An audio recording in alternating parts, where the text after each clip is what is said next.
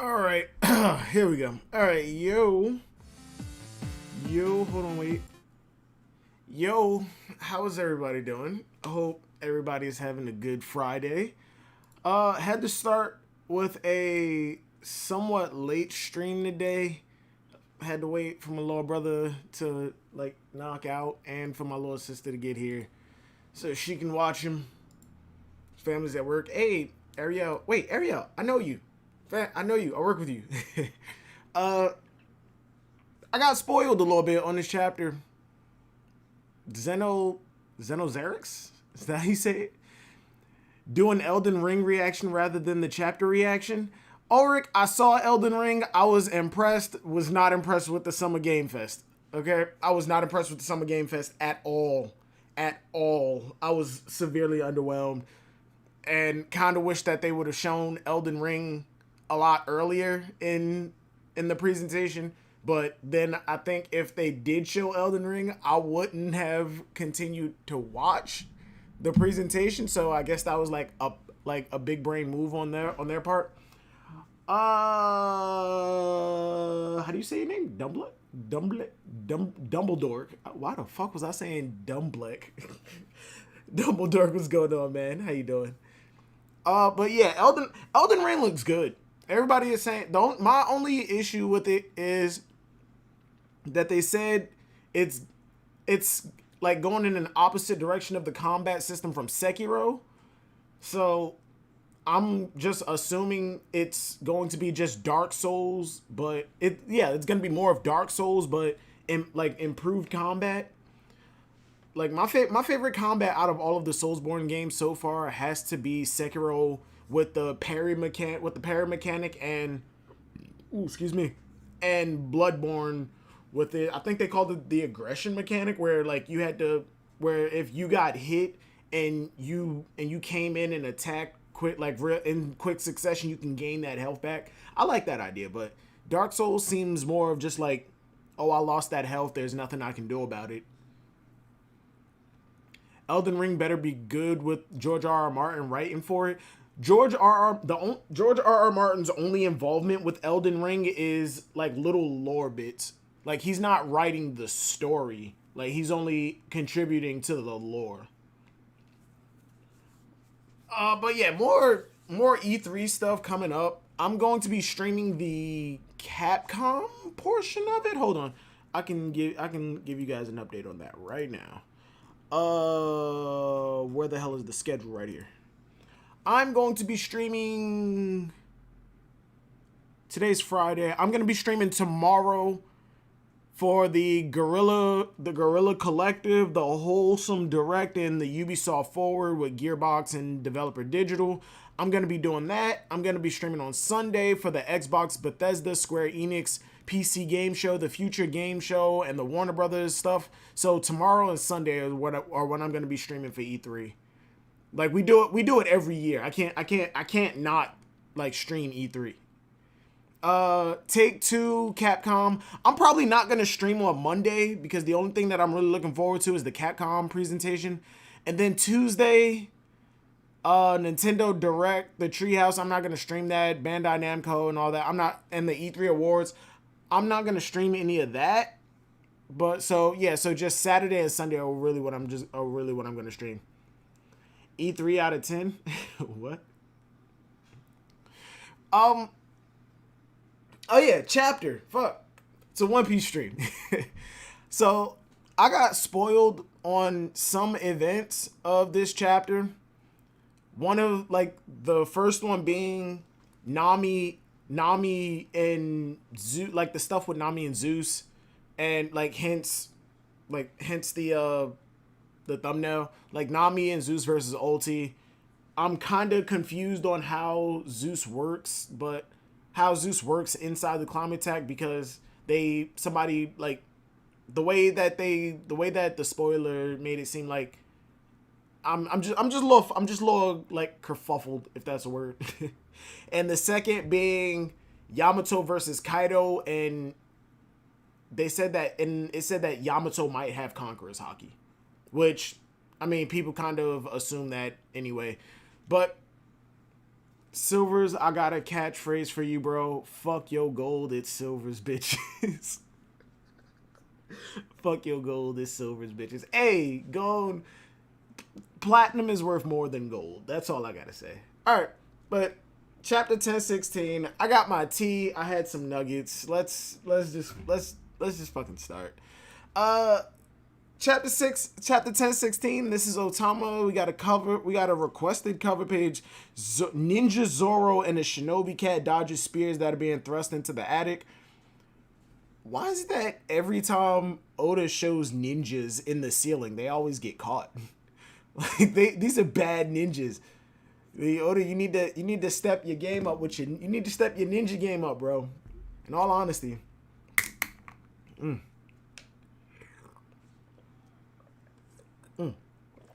Oh, another thing. I popped into Randy Troy's stream a little earlier. He worked on, and I didn't know, he not only worked on the movie In the Heights, which is out on HBO Max right now. It's not a plug or like I'm not being sponsored or anything. I wish. In the Heights, great movie. It's a great fucking movie. I watched the stage play. I've gone to see the stage play a few times, and it's fucking beautiful. I have family in Washington Heights. Like back when I lived in New York, the Upper West Side of Manhattan on, I think it was West 91st Street. Yeah, like 2 blocks up from Central Park. Yeah, West 91st.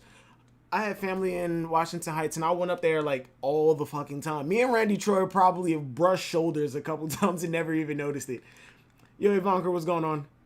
But yeah, go watch In the Heights. If you haven't seen it, I beg you, please go watch that freaking movie. It's fucking amazing. The music is mwah. Good morning, Goose Navi. All right, back on the chapter though. Damn, fucking small world, man.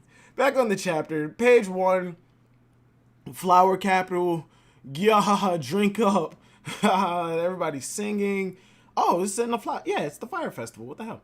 The sound echoes through the night. People partying for the fire festival, playing drums. Isn't it beautiful, Otoko? Yup. The fire festival is a celebration that honors the dead. We lit this bonfire in the hopes that it would be visible in the heavens. Who the hell is that? Is that Tengu Yama? Is that Tetsu? He doesn't have his wings on. Can he put his wings down? No, he doesn't have wings. And he's not wearing like the tall clogs either. All right, hold up. First off, Hitetsu, you're like the worst guardian in the world. HBO Max, huh? Hey, if y'all want, I'll stream In the Heights. Like, I'll put it up. We can do a movie night. Oh, no. Tonight, we're watching Loki. We're watching Loki tonight. Hitetsu's a bad guardian. Like, you're taking care of Toko and making sure she's okay, but you didn't once go, I wonder where Tama is. Like, there's a war going on right across the river, and you're sitting here comforting a little girl, like this little girl, but okay. I hope that daddy can see it. With the sky this clear, I feel like there's a lot of hidden meaning behind this. These 2 panels alone, I feel like there's a lot of hidden meaning behind this. With the skies this clear, I'm certain he can. He's probably watching over us intently, determined to see what becomes of you and the future of this country. Back on Onigashima, it's funny how you saying that the sky is clear and you got a fucking island pushing its way towards you.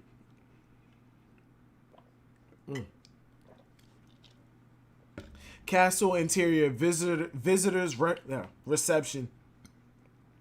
They refuse to surrender despite the law. They refuse to surrender despite the loss of Straw Hat Luffy. That's right. So far, an additional 5,000 soldiers have been incapacitated. That means each force on each side stands 24,000 versus 3,000. Wait, but we got more people on our side. Oh, however, the pleasures and the waiters on the live floor have turned against Queen Sama. When you account for these 4,000 men switching sides, the totals are 20,000 versus 7,000. Okay, so based off of the last calculations that they had, and like the continuous drop, the continuing drop of forces over the time span, over the time of the battle, we would have still had like 1,000 men at the end of that fight, even though we were severely outnumbered. With this bumping up our numbers, I feel like there's no doubt about it that we're going to win the big battle. And then you still got people who are still going to turn on the Beast Pirates, and Tama's not done like popping the dongos in people's mouths, giggity. 20,000 versus 7,000. It is hard to believe the disparity in manpower is actually shrinking. Oh, the fucking frog. What an unexpected turn of events. It seems like the state of this battle is constantly changing as more information comes to light. Momonosuke has fallen too. Excellent. The samurai will finally lose their resolve when they hear their little lord is dead.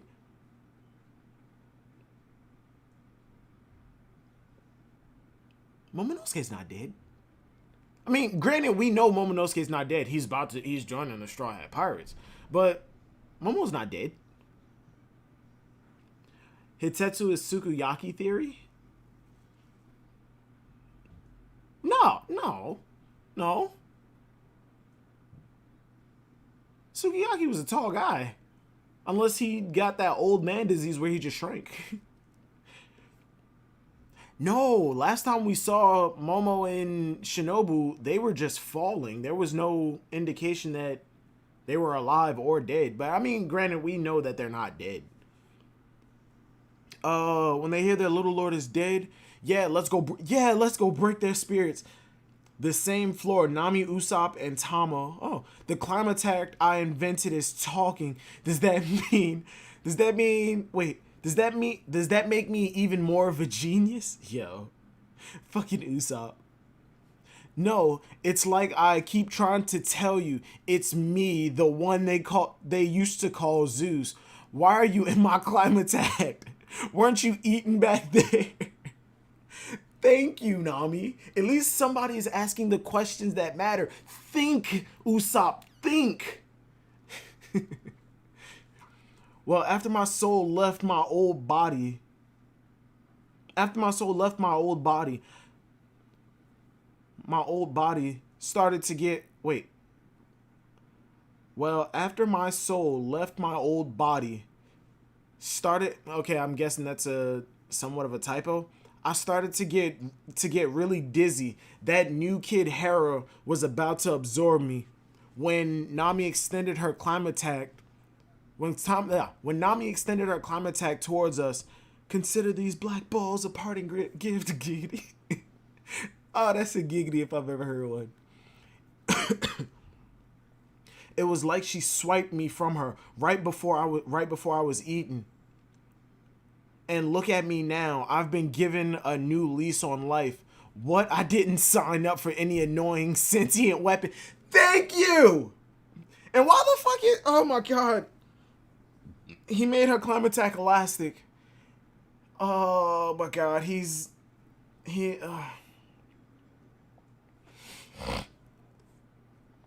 I mean, granted, I'm over it. Like, now, I'm over the fact that Nami was able to take a part of Big Mom's soul and keep it.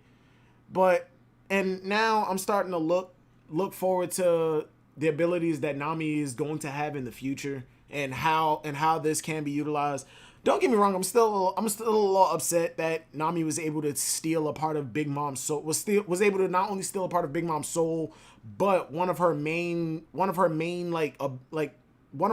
weapons, so to say, as easily as she was able to. And if this is a part of Big Mom's soul, it should be characteristics of Big Mom. And in some ways it is him being a glutton and all, but he shouldn't be able to turn against Big Mom as easily as he's able to. But like I said, I'm over it. I'm trying to look forward to see. I'm trying to look forward to see like the benefits of having him now. That's right. You still haven't forgiven me, but I can't. I can't leave without Mama's powers. Wait, what? I can't leave without Mama's powers. We've reached the stage. It's time to start giving orders, Tama. Okay, okay. Everyone on Onigashima, I have more news for you. The enemy leader, Momo Bao Sama behind you. It's the Straw Hat crew. Who's jumping like that? Uso Hachiku. Oh shit. Oh shit, Ulti's back. Damn, shit. Man, okay. Okay, this is like probably the third or fourth headbutt that Usopp has taken from her. It's not working. Okay, you gotta stop doing the headbutts. The man has taken a couple ton bats to the face in Alabasta. This was pretty much his first introduction to the Grand Line against somebody worth a damn. And he was getting hit in the face with a couple ton bats. You can't headbutt Usopp and expect to really take him out like this. Like up against Miss Merry Christmas and Bat Boy. He really didn't grow pretty much at all that entire time except for his bravery. In terms of strength, Usopp was pretty much the same person he was when he was still in the East Blue. Nami can't get hurt, so Usopp has to take her damage. Absolutely, I agree with you. And Tyler Hawk, what's going on, man? Haven't seen your name in here in a minute, or if I did, I don't remember it. I don't remember. Blondebeard, but Big Mom will sense her soul. We still have that problem. Yeah, if Big Mom can't. If Big Mom does have the ability to like hone in on where all of her souls and homies are, she can track the Straw Hat Pirates extremely easily. Usopp's head over Zoan Endurance. Hey, bro. Hey, listen, Blondebeard. Usopp has taken some real big hits before in the past. Remember, he took a hit from Luffy in Water 7. After he was already like severely like beaten the fuck up, and he was still going. I've been in the ER for a while. Oh shit, Tyler, I hope you're all right, man. I hope it's nothing serious. Bad back spasms? Oh shit. Have you like gotten any diagnosis or anything yet? Like I hope it's nothing like super serious, man. Excuse me, Usopp has abs. Also, in Dress For Real, say he took a beating too. Dude is durable. Oh yeah, I absolutely agree with you. I'm not saying Usopp's not durable. The man, if anything, I'm saying the exact opposite. I'm saying that Ulti needs to try something different. Also, Usopp's strength comes his ammo rather than his physical power. Yeah, absolutely. 100%. 100%. In terms of his attack power, hey, get well, Tyler. Yeah, go on. Thank you. Yo, can we get some prayers out for Tyler? Like, what the hell? Like, I'm not, in terms of attack power, all of Usopp's strength comes from the pop greens and his slingshot. In terms of his defense, the man is durable as fuck. Like, he can take some hits. He's taking hits from Luffy, fucking big bat swings. If I remember correctly, he got his ass beat by Fishman in Arlong Park. And he even got jumped by the Frankie family. I thought this was at 11:30. You finished the chapter. No, Pharaoh Anarchy. I am nowhere near finished. Streams normally at 12. I had to start a little bit later. Today, family stuff. And yeah, we only started like 20 minutes ago. We're at the ulti headbutting Usopp. They gave me some shots and medicine to take. They couldn't fix what was wrong, even after an MRI and X-ray, etc. God damn. Thanks, I'm just laying down now. Yo, Tyler, bro, feel better. Feel better. Usopp tanking headbutts with with a broken nose. His nose is broke? Bro, he has a broken nose. This shit's bandaged. Where were we? Oh, yeah. It's because of her, isn't it? She keeps converting our allies. She keeps converting our allies to your side one by one. Even Big Mom. Otama, how can she still be standing? Oti took a hit from Big Mom. If it's your fault, Pei is hurt. Wait, is she the little sister? No, she's older than Page One. Damn, she really loves her little brother. It's your fault, Pei is hurt. I thought I already told you. Keep your hands off. Oh shit. Nami got physicals. Nami got physicals. Okay.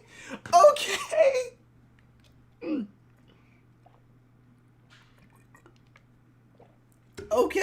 Nami got physicals now. We already knew that Nami was pretty decent with a bow staff, but now that Zeus is in here and he can morph the staff into different forms, Nami has physicals. She actually has physical attacks now. Instead of just Gus sword or and all that, she actually has physicals.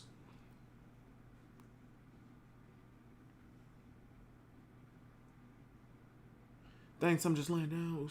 Usopp taking headbutts. Usopp confirmed to have armament hockey, but only in his head. More than likely, it's a pinched nerve and inflammation, but I have medicine for it. Yo, Tyler, bro, I know pinched nerves can be a bitch. Pinched nerves can be a bitch. Like in high school, when I played baseball and soccer, I had threw my arm out, and a couple years later, there was some lingering effects from it, and I had a pinched nerve in my shoulder. Bro, when I tell you, I felt like ripping my fucking arm off and just laying it there. I would have rather dealt with the pain of a torn arm or of tearing my arm off than that fucking nerve. Like it wasn't so much ridiculous pain. It was, I don't know how to explain that shit. But yo, Tyler, I know how that shit feels. I know how that shit feels. And then I had like my thigh was swollen from playing soccer in high school, bro. Oh my fucking God. Jesus Christ. Yo, Tyler, bro. I cannot express how with you I am on this pain. Usopp's head harder than Tanjiro's. Ayo, Tanjiro got a steel dome. Damn, I forgot we in different time zones.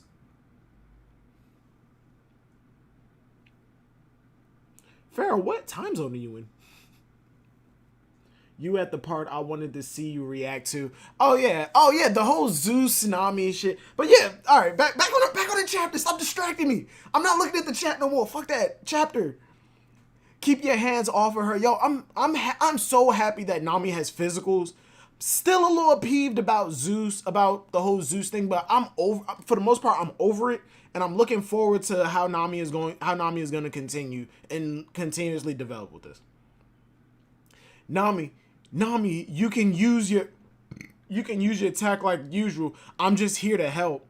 This is unbelievable. Okay. So yeah, it's pretty much exactly how we were expecting it to be. Nami has a sentient climb attack. If somebody's trying to sneak up behind Nami, Zeus will just extend giggity. Zeus will just extend and whack them and be like, hey, yo, Nami, dude's like right there. You turn around. Dude's like right there. Her skin is crazy hard. Giggity. Yo, it's too many giggities this chapter. But her insides must be messed up after what Mama did. She'll go down in one shot if we strike her with a thunderbolt. I can't use an attack that big. Otama will get hit too. Oh, I thought she was saying she can't use an attack like the size that Big Mom does. Otama will get hit.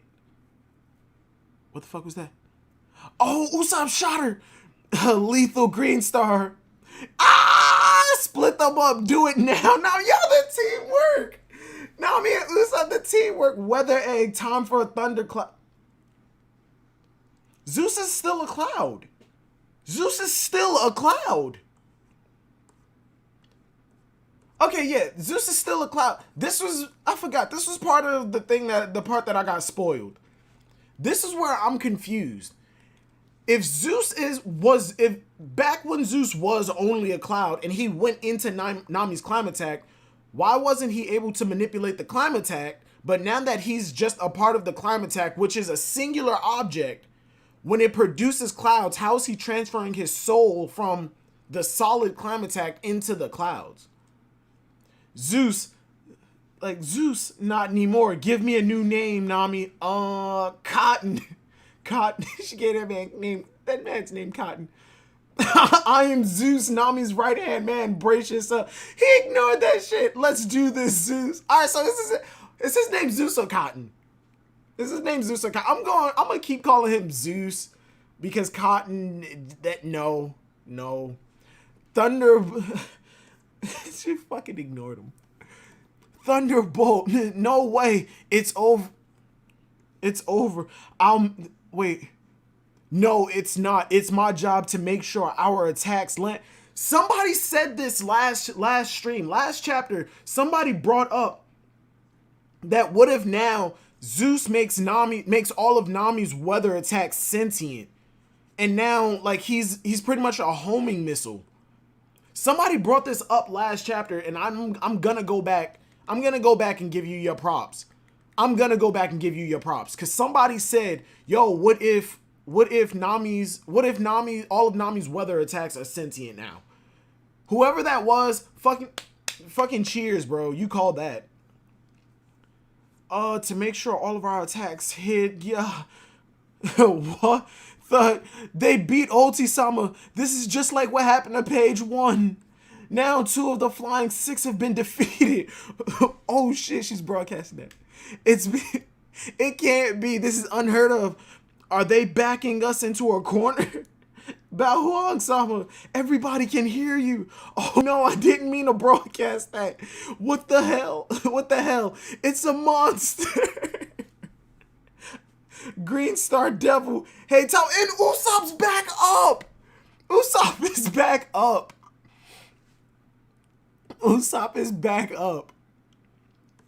It's a monster. Hey, Tama. I don't really get it, but she seems to be a transmitter. Give your orders. This is Otama. Wait, hold on. This is Otama. I mean, she's not the only transmitter because Momonosuke gave his declaration through a frog. Oh shit! Wait! Early in the chapter, was that that's the frog that? Wait, where the fuck is it? Past that. Ribbit. That's the frog that Momo was using. Everything collapsed. What the fuck? Who's texting me? A spicy chicken sandwich. Oh yeah, I gotta order my little sister and them some food. Fuck. That's the frog that they were using. What the fuck was I? Okay, this is Otama, huh? That's our master. Okay, Speed's still here. That's our master, Otama-chan. What was her declaration? Wait. What was the order she gave? And why is Queen's like neck bent that way? Is all of this happening like consecutively? Consecutively? Is everything happening parallel to each other and this is when Sanji kicked Queen? That's her, our master Otama-chan. Okay, and then we jump back. Why are we getting another outshot? Oh, Kaido and Yamato! Straw Hat and Odin's brat are already dead. If you're going to play, you should learn to protect your pieces. Oh my god, yo, Kaido. Kaido's that nigga. If you're going to play, you should learn to protect your pieces. A snot-nosed kid like you throwing off your chains. You think you can just leave? Kaido's holding Yamato. Kaido's holding Yamato. I'm gonna stick with my idea that Kaido is a sympathetic father. There's a reason he wants Yamato to be as strong as she is, or as strong as he's. There's reason behind all of Kaido's cruelty. There's reason behind his cruelty. He wants Yamato to be strong for some reason or another. There has to be something that oh my god. And Kaido's keeping Yamato here for a reason. It's not just I had a child. You said that you're my worst. You're like one of my enemies. So now I hate you and I'm treating you bad. No, there has to be some kind of like justifiable reason. Just wait. Keep reading. Just wait. Yo, what the fuck, son? What the? All right, hold on. No, all right. I'm gonna keep reading because last time people said that, I lost my shit. Oh my god, you think you can just leave? That's right. I'm going to sail the seas with Luffy. After I drive you out of Wano, Kaido. Yo, Carrot Fan's mad. Carrot Fan's mad. Fuck all of the carrot. Fuck. Oh my god, I just scripted a fucking video. I have to make a video. I have to make a video on why Carrot is the most likely candidate. I have to make a video on why Carrot is the most likely candidate to join the Straw Hats. I fucking scripted it. I'm recording it after this fucking oh my god.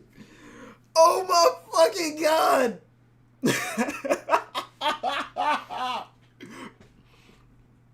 Ow, I got a headache. Oh, I got a headache. Ow. Ow. Ow. Oh my god.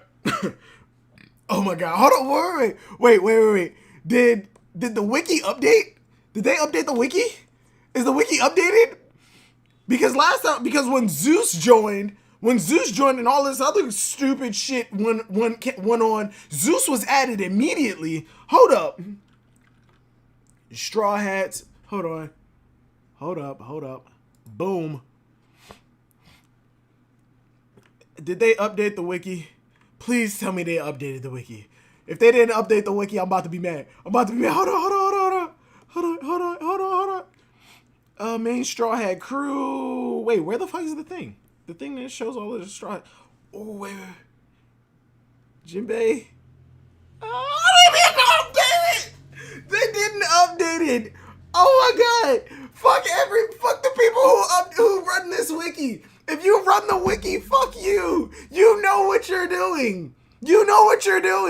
Hold on, did they update it to bring Zeus back? What is this?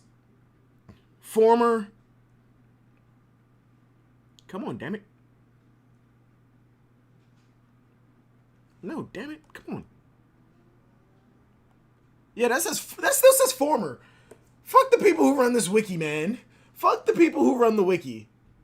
If you're a part of the team who runs the wiki, you're going to hell. As soon as Zeus was introduced, y'all put him down as a new Straw Hat member. But no. Yamato makes a declaration. I'm going to be a Straw Hat pirate. And you don't update it? Fuck out of here. No, fuck out of here. Yamato for Straw Hat. Let's go. Oh my god. I want this. I want this so bad. I want this panel. Hold on, I have to screenshot this panel. Excuse me. I have to screen cap this panel. Wabam? No? Wabam? No, that's not it. Yoink.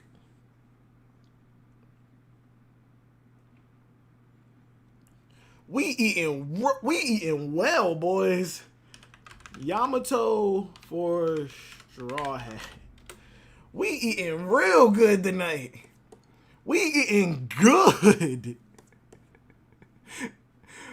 Oh my god, hold on. I gotta start that page over. Straw Hat and Odin's brat are already dead. If you're gonna play, you should learn to protect your pieces. A snot-nosed kid like you throwing off your chains, you think you can just leave? That's right. I'm going to sail the seas with Luffy after I drive you out of Wano, Kaido.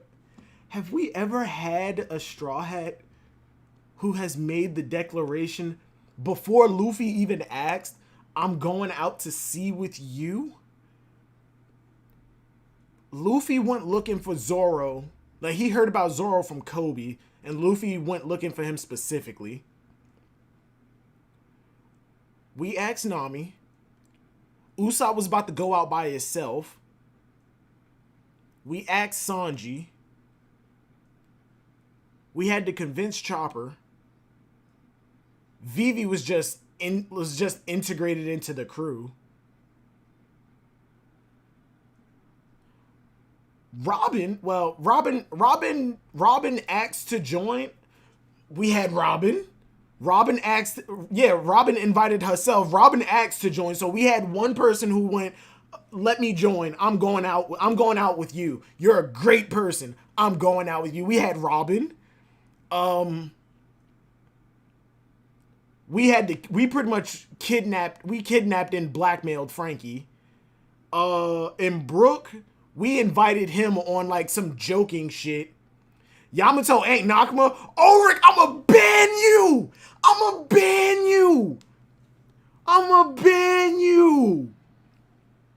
Brooke, we asked on some like joking shit and he turned down. And then he asked again, yo, can I join you? And Luffy was like, yeah, sure. So technically, Brooke, so we got Yamato and Robin who before, but Yamato, that feeling. Oh, no viable candidates for so long, and we got Yamato.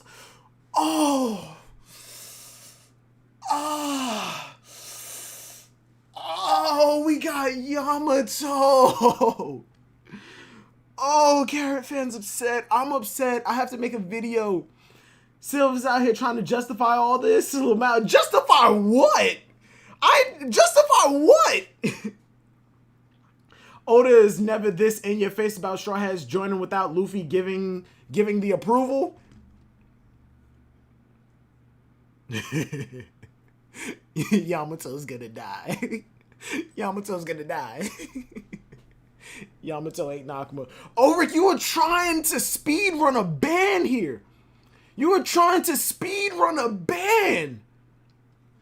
Scrap that video. I can't scrap the video. I can't. I have to do it. And the reason that I have to do it is because my Black Blade video that I dropped, it was supposed to come out before the end of last month. And I said if I didn't have it out by 12 p.m. on the 1st of this, before the 12 p.m. on the 1st of this month, on the 1st of this month, I'll make a video on why Carrot is the most likely candidate.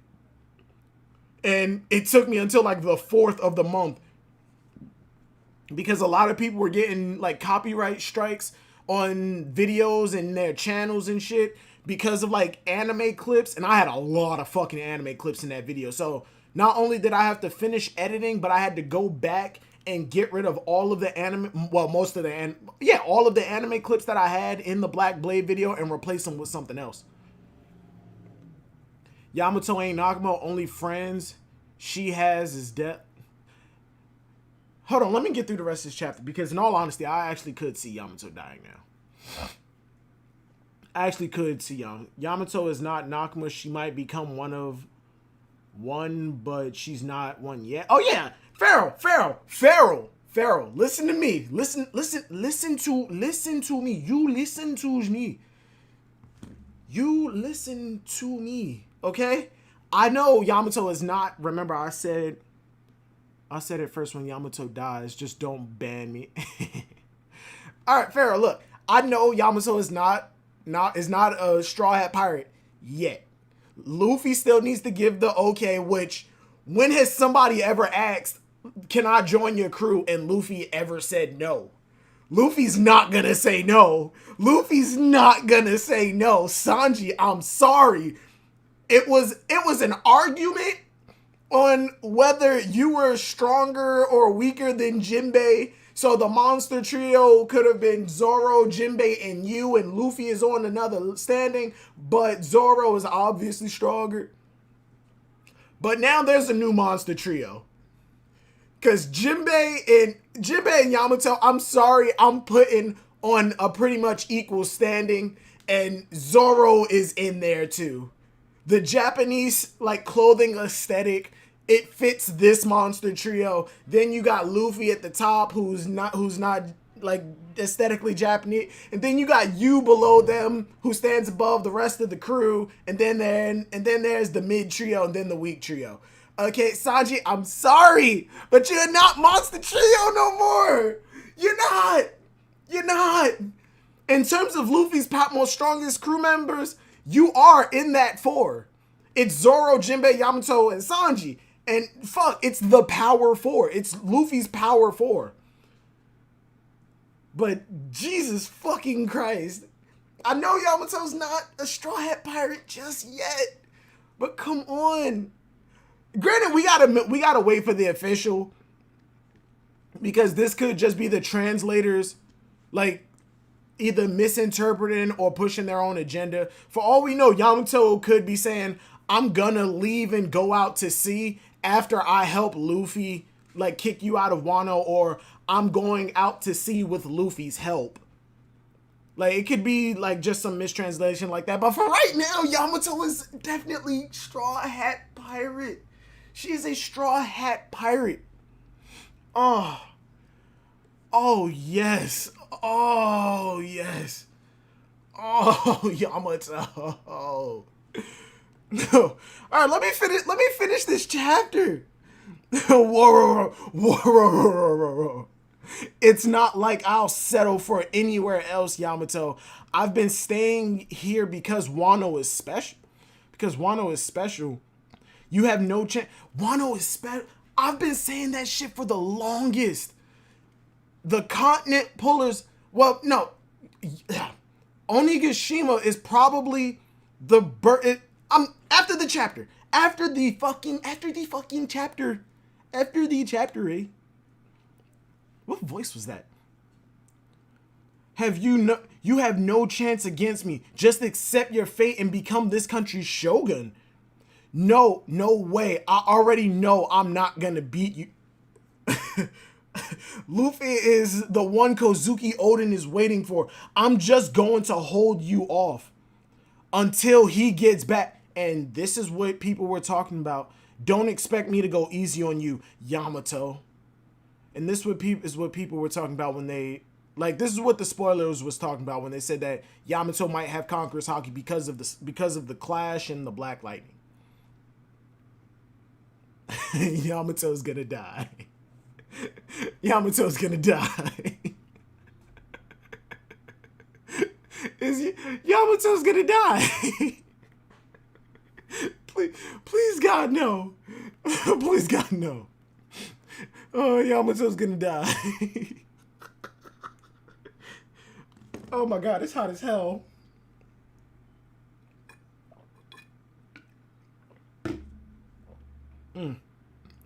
Alexa, lamp at 20%.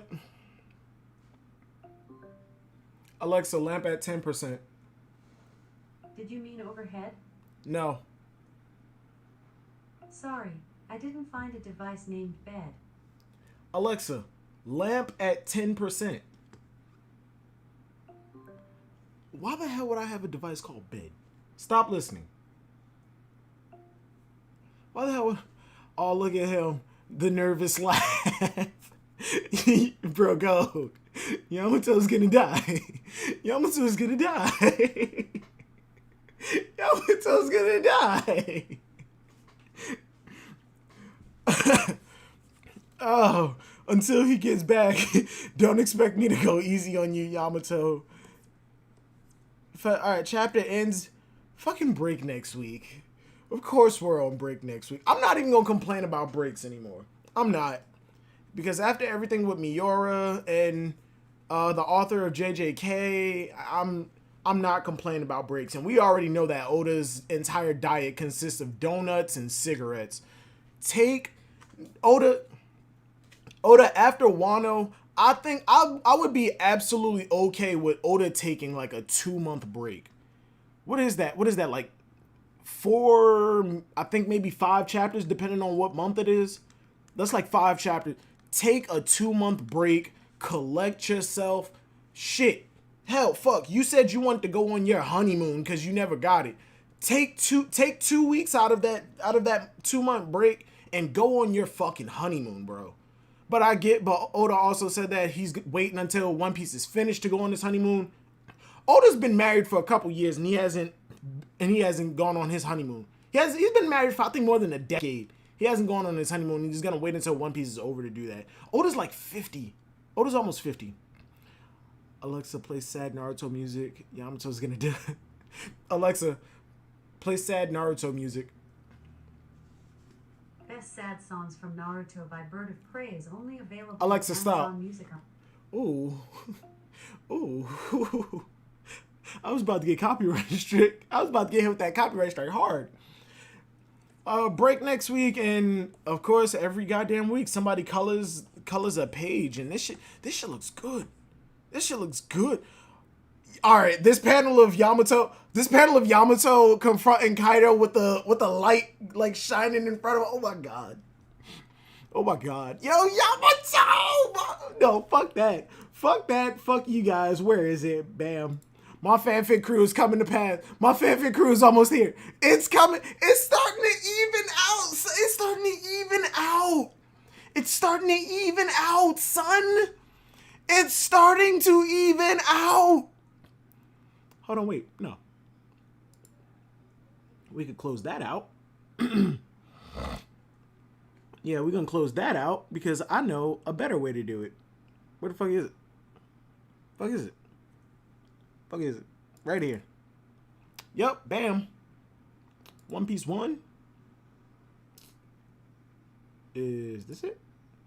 Yep. There we go. Open that up. Bam. My fanfic crew is starting to even out, son. Hold on, word. I gotta color it. No, wait, hold on. I actually think I have one. I actually think I have one that's already colored out.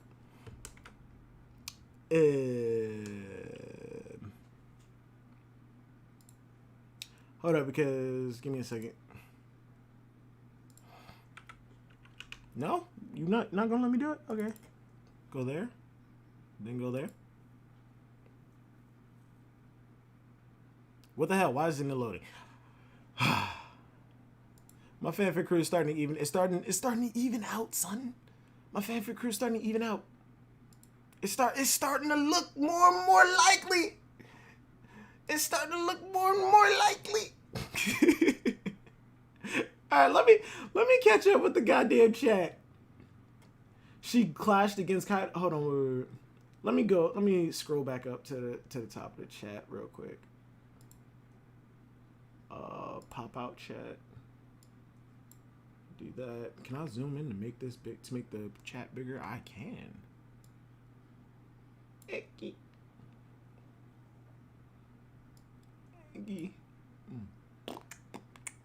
Alright, let me scroll up. This is Oda we talking. Alright, let me go back to the top of the chapter while I start to look at the chat. Because this is a couple things that I actually do want to go over that kind of threw me for a loop, that I'm like, okay, there has to be something else here. Okay, first off, Tama and Hitetsu being like going into the Fire Festival again, fucking son of a bitch. Why is it doing that? Am I still live? What the hell? All right, yeah, it says still live. All right, first off, Hitetsu and Toko, and not Tama and Toko being at the Fire Festival. I'm not sure if anybody is familiar with it, but there is a theory that's going around saying that Tama is Orochi's daughter, and with the information that not Tama. Toko is Orochi's daughter. I keep saying Tama. Actually, there are two theories. Toko or Tama is Orochi's daughter. Yeah, you good, bro? All right, thank you. They're saying that Toko is Orochi's daughter, and like I'm not a big believer in it, but looking at this panel, I hope that Daddy can see it. And with Hitetsu saying, he's most likely watching really intensely. He's watching intently to see what happens. And that possibly could be Orochi, and that could be like just some offhand meaning, like just some offhand thing that people could throw away, but it could have that double meaning behind it. And then there's the panel of, with the sky being this clear, I'm certain he absolutely is watching. That's just the calm before the storm of that's the calm before the storm of the skies are absolutely clear, and then in comes Onigashima, and that shit's about to drop. It was something else. Is Bao Huang working for CP0? In all honesty, I think if Bao Huang isn't working for CP0, then like she has to be like that main go-to, like the in-between like Kaido and CP0, or Orochi and CP0.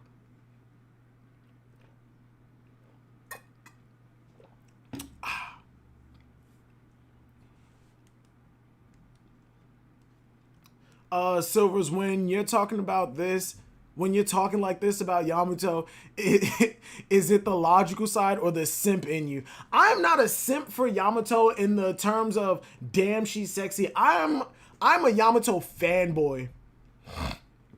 I'm a Yamato fanboy in terms of like the next crew member, because again, we've gone for so fucking long. We've gone for so fucking long without a viable crew member, and everybody who's been on my channel for long enough, it knows one of my favorite topics, if not my favorite topic in the One Piece community, is discussing who could be the next crew member. Hence the Fanfic Crew. This is a big ass fucking crew. Look at this. This is a big fucking crew. Just looking at the picture, don't seem like that many people. This is a huge fucking crew. And like, we've gone for so long without a viable crew member, to the point where people were latching onto characters like Caesar, like Monet, and then when we finally, and everybody in Dressrosa, everybody who showed up in Dressrosa, new crew member, when it absolutely had no kind of basis. I could see the argument for Bartolomeo joining. He was a straw hat fanboy, but personally, I could see the argument. But I just couldn't understand the logic. It wasn't enough. Yeah, he's a straw hat fanboy, but that gag would get old, and what would his role be, and like how would his interactions with the crew be? After a while, like once he joins, it's literally going to be him fanboying over everything the Straw Hats do. Robin just woke up. Oh my god, she's so beautiful in the morning. Sanji's cooking. Oh my god, the master chef. I'm like, bro, shut the fuck up. I'm tired of it. The argument for Cavendish. I'm not one to say that we have too many swordsmen. I'm more on the side of, it's not about the weapon you use, it's about how you use it. And Cavendish we already have a fencer. The only thing that made Cavendish special, really, was the fact that he had a sword that was named after a holy blade. That being Durandal. And the gentleman character, we already have that in Sanji. It's not a lot to like break it, but we already have the blonde gentleman prince character. Yeah, we have that in Sanji. We already have a fencer in Brook, and I know that's kind of hypocritical because in my fanfic crew, I can't even put my finger on it. Where the fuck is it?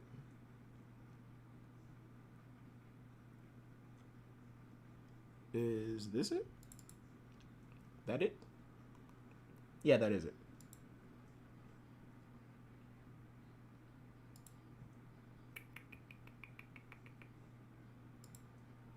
All right, I know it seems a little hypocritical because, like, I say we already have Brooke, but like I say that we already have Brooke, but I have fucking Isuka up here, like from the Ace novels, and her main fighting style is fencing. Like she's a fencer. Her epithet is nailing, like because of the way because of the thrust that she does with her sword, giggity.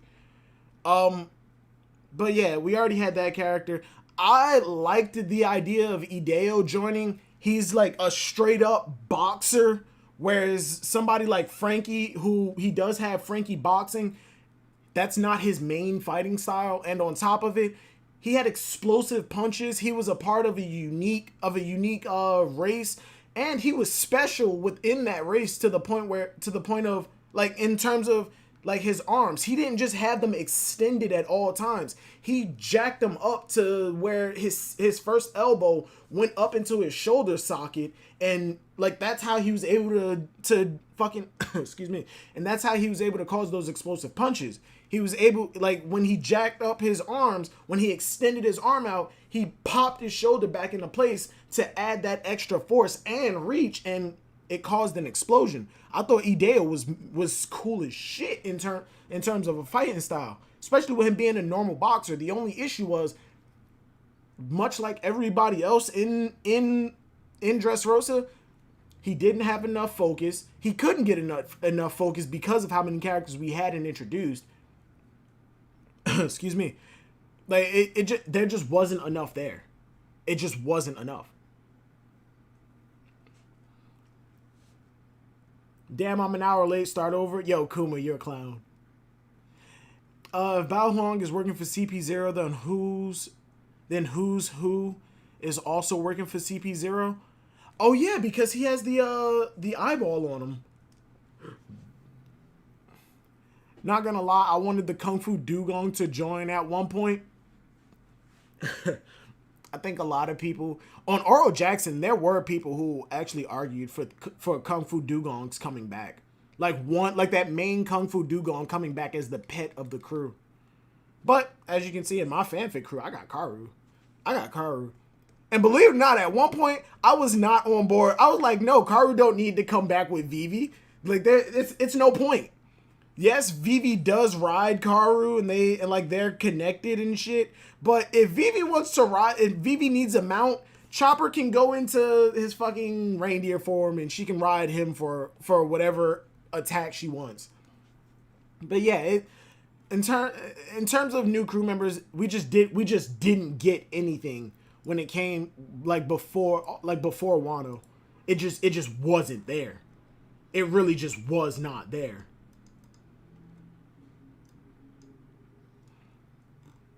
Fuck, what was I just saying? Oh yeah. And after Dressrosa, when we finally went to Zoe, when somebody like Carrot showed up, people instantly latched on to her. As a matter of fact, it wasn't even when we went to Zoe. When we got a little a mini flashback as to what Sanji's group and them were doing, the character that was peeking from behind the tree when Sanji and them were fighting Sheep's Head, they said we saved somebody, but where did they go? That we found out like later on that was Tristan, and somebody like Roger's base jumped on that as that's gonna be the next Straw Hat. That's gonna be the next Straw Hat. And when we actually officially got to Zoe and Carrot showed up, people in the community just instantly like equated those two characters together. Carrot and the person peeking from behind the tree, they're the same character, and Carrot just surprised Zoro, and she's on Zoro's level in terms of strength, which we all know she's fucking not.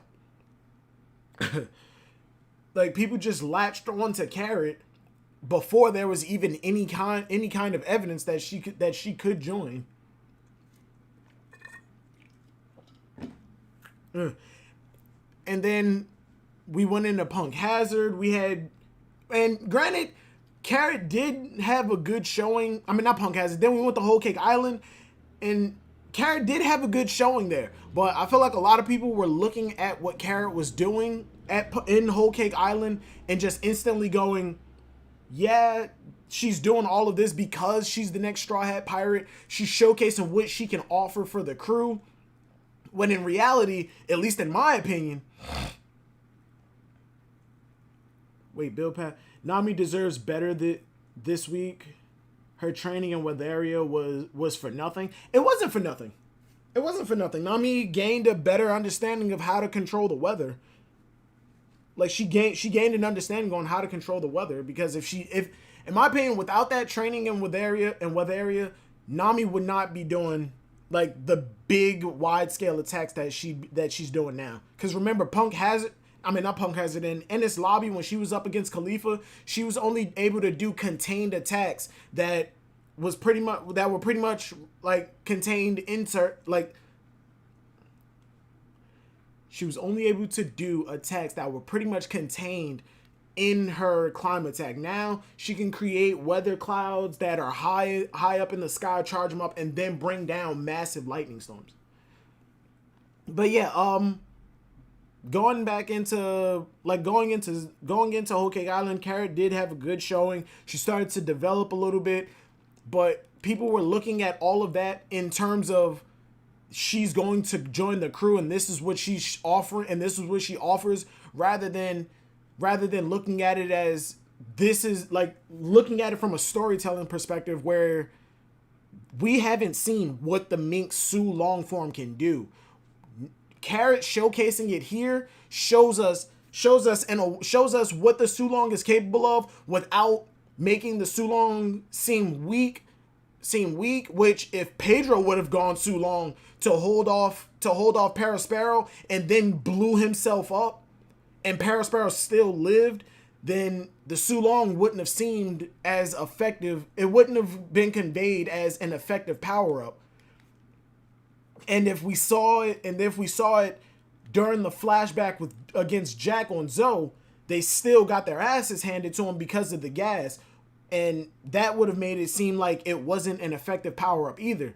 So having Carrot showcase it and helping the Straw Hats escape from the Big Mom Pirates, it was enough to convey that this is a power-up that will be effective in most, if not all, situations, and it helped progress the story forward. Whereas if you did it with Inuarashi, Nekomamushi, or Pedro when they were fighting against Jack and Parasparrow,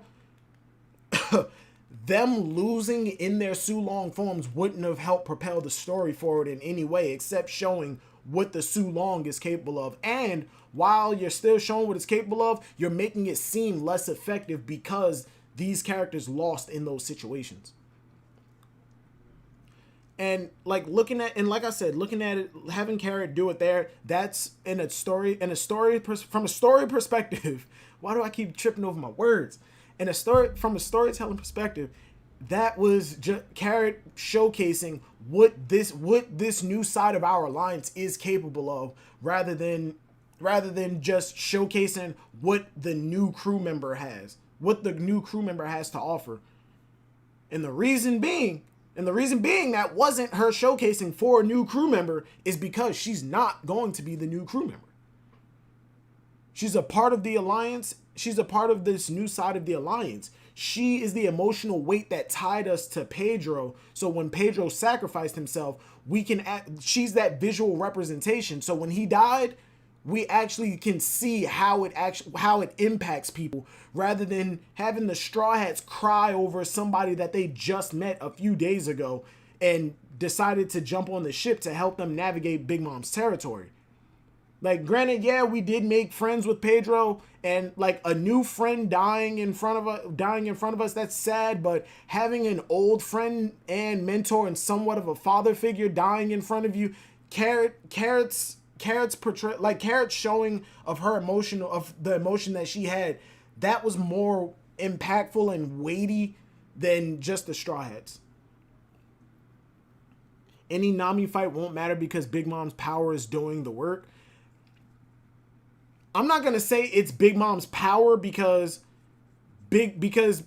Zeus isn't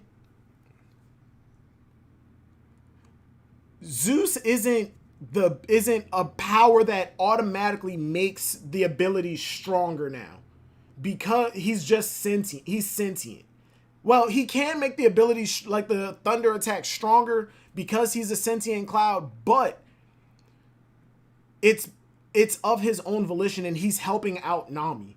He's helping out Nami. All he's doing is charging up the power. He's charging up the attacks that Nami already created. See, now if it was just Zeus, like she sent Zeus out and he automatically made that, if it was just Zeus coming out as a cloud and he was already like shooting down giant lightning bolts, then I'd agree with you. But because Nami creates the initial clouds and Zeus is just there to help guide the lightning and help charge up the clouds that Nami already created, that's where I have to disagree with you. It's because that it comes from Nami that I don't believe that it's not a significant power. I think that it's a genuine power. It's justified. What was I saying? Oh yeah, new crew member.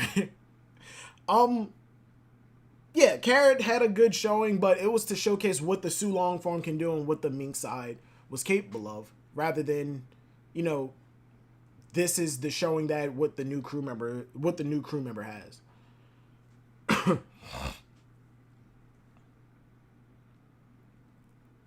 Yeah, Nami is stronger with Zeus and the soul, but Zeus isn't like default.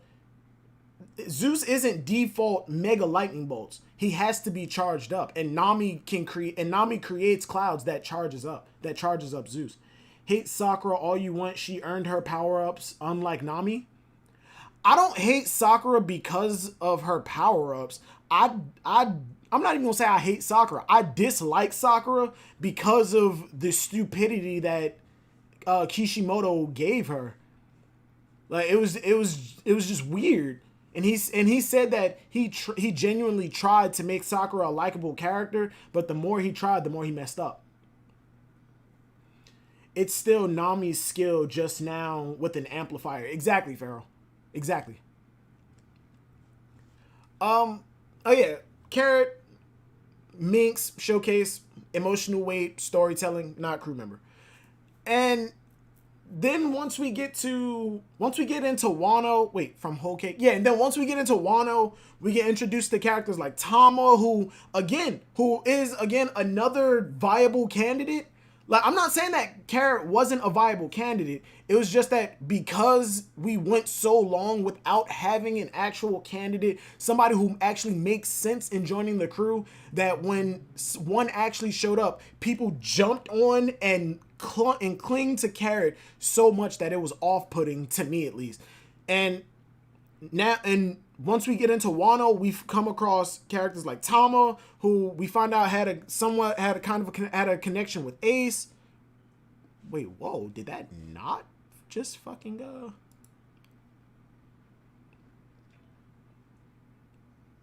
Vanguard display? Oh yeah, there it is. Who had a connection with Ace? And yeah, and we found out that Ace made a promise to her. I'll take you out to sea. Viable candidate. Luffy has an actual reason to want to take her out to sea. And if he actually asks her, yeah, Tama, viable candidate. She ain't going on the graphic, Gon. She ain't going on the graphic. No, it ain't happening. Okay? Because I know your little fingers were typing, if she's a viable candidate, then why isn't she on your fanfic crew? Because it ain't happening. It ain't happening, Gon. Tama was a viable candidate. And then we move on. Who else was people arguing for Straw Hat? I know Hold'em was meme talk. Hold'em was a meme. People were talking about, before Queen was even shown, they were saying Queen. I think Hold'em, Queen, and Jack were all like memes. But I think somebody on like Thriller Bark or Worst Gen was dead serious about Jack joining the crew. Who else in Wano was oh, people were talking about not Momonosuke, but his fucking sister. His fucking sister. Oh, because Momonosuke had a dream of becoming the shogun of Wano, and since we're liberating Wano's gonna need a shogun. What, I was minding my own business over here coloring. I said nothing about Tama this time. I know your fucking fingers were typing away. I know your fingers were typing away.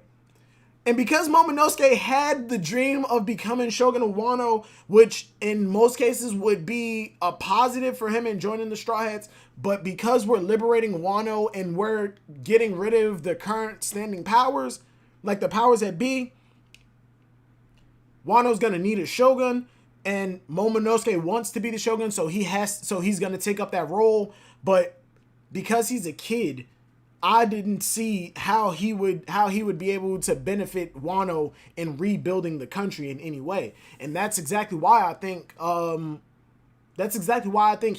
exists in the story. Like, because if having Momo go out and pretty much relive his father's journey in a similar way that Odin did, it gives him a perspective of what the outside world is. They're gonna open up the borders of Wano, and him going out to sea legally, unlike what his father did and what many people of Wano has done before. I don't know why people said that why they were saying it's so hard to get out of Wano. Maybe for the average person, sure, but there are a lot of people who fucking left Wano. Have Momo going out to recreate the journey and then coming back and doing what his father couldn't, leave, become a better person, become stronger, and come back to be the shogun. I think that makes a lot more sense. And have Hiyori, the person who didn't jump forward in time, who's been in Wano the entire time, and understands the hardships that Wano's gone through and knows how to fix it. Hell, the entire time that she's been in Wano, she's been dealing with the scum of this country. She's been she's been a prostitute. Well, not a prostitute, because I don't think she was fucking any of them. She's been a courtesan, a hostess to a lot of people, to like scumbags of Wano who've like sold their family and been complete dickheads to their families just so they can be around Hiyori as Komurasaki. She took all of their money and gave it back to the poor people of Wano. She gave it to Denjiro, who gave it back to the poor people. Like, she knows exactly how to deal with the scum of Wano. I think Hiyori makes more sense as the shogun than Momonosuke, who's a kid who, if he does become, and yes, I do know Japanese history, there were child lords who were pretty much just figureheads of a picture for everyone, for the citizens to see, while adults ran in everything in the background. But that's not the Wano that Momonosuke is trying to create, and it's not the Wano that Odin wanted for this country. Have Momonosuke leave with the Straw Hats, Hiyori becomes shogun, and runs the country and repairs the country while Momonosuke is away.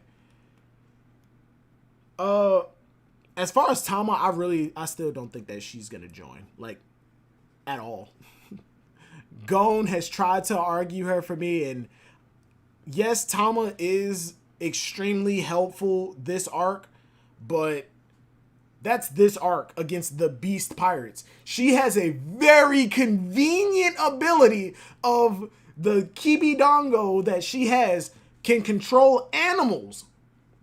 And right now we're up against a pirate crew that just so happens to be made up of mostly animals or animal abilities. That is a very, very convenient ability. Out of all of the fruits that she could have found, that fruit spawned in Wano while Kaido was there building his beast army. Fucking wild. Fucking wild. I'm just saying the Straw Hats' first real showcase outside the time skip is underwhelming. I think that's because of who we're up against, in all honesty. And if you want to be honest, their first real showcase after the time skip was in Fishman Island. They showcased what they were able to do post time skip. This is their first real big fight. The first real like fight that matters. Tama Ace plot line completely gone at this point. The Tama Ace plot, by the end of this arc, I think Tama is going to have a sort of realization or like a sort of epiphany that while like, cause again, Tama Silver's whoa, just how convenient is her devil fruit when all she's managed to do is control fodder. Very convenient, seeing as how the fodder is the army that Kaido specifically wanted. You can call them fodder all you want. It's an army. Like, with that fodder, Kaido has been able to take over a country. Like, fodder matters in One Piece. A Straw Hat not named Luffy won't get proper development. Wano had shown that time and time again. I think it's because the main focus is Kaido, and the whole thing with Luffy, the whole confrontation is with Luffy and Kaido.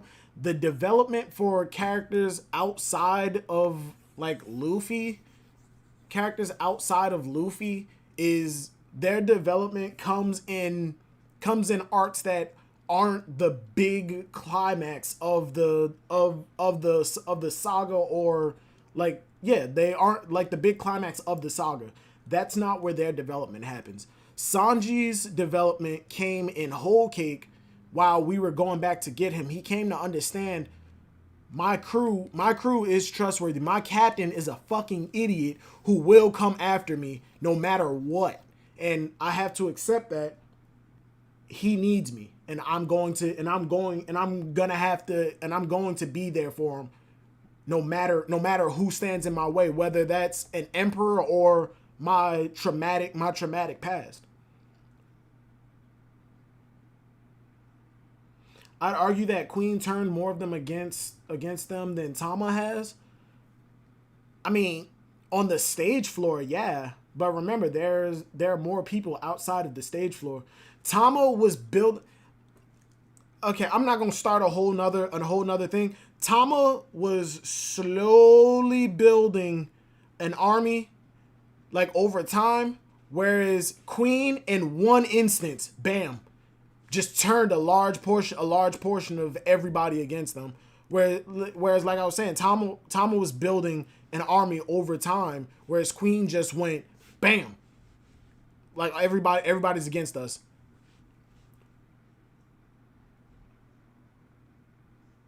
I'd argue that. Oh yeah, I already read that. Every Straw Hat pre-time skip had time dedicated to their fight, and that isn't happening here. Tyler, I think that's because, well, in all honesty, I can't even have anything for that. I don't even have a reasoning for that. Hey, Edens, what's going on, man? How you doing? But yeah, pre-time skip, I think we needed that time to develop the crew outside of Luffy, simply because it was pre-time skip. This was the build up to post-time skip, because remember, pre-time skip, Luffy was just that guy who was fighting everybody. Everybody else in the crew, they got somewhat some kind of development pre-time skip, whether it was in their own arcs. Yeah, fuck it, I'll put Kairuza. Whether it was in their own arcs or in an arc that followed. Yeah, or an arc that followed, where Luffy was just that guy who fought the main big bad.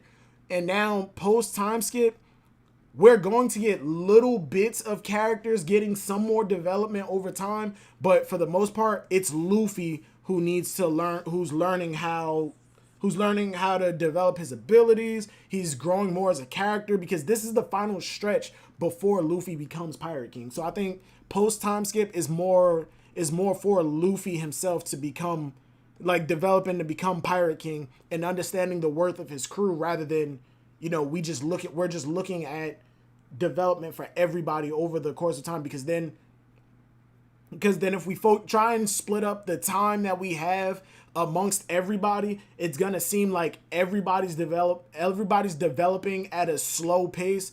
So when everybody's developing, nobody is. Or that's a wrong choice of words. That's a wrong way to say it. If you split it up, the time evenly, it's gonna seem less significant.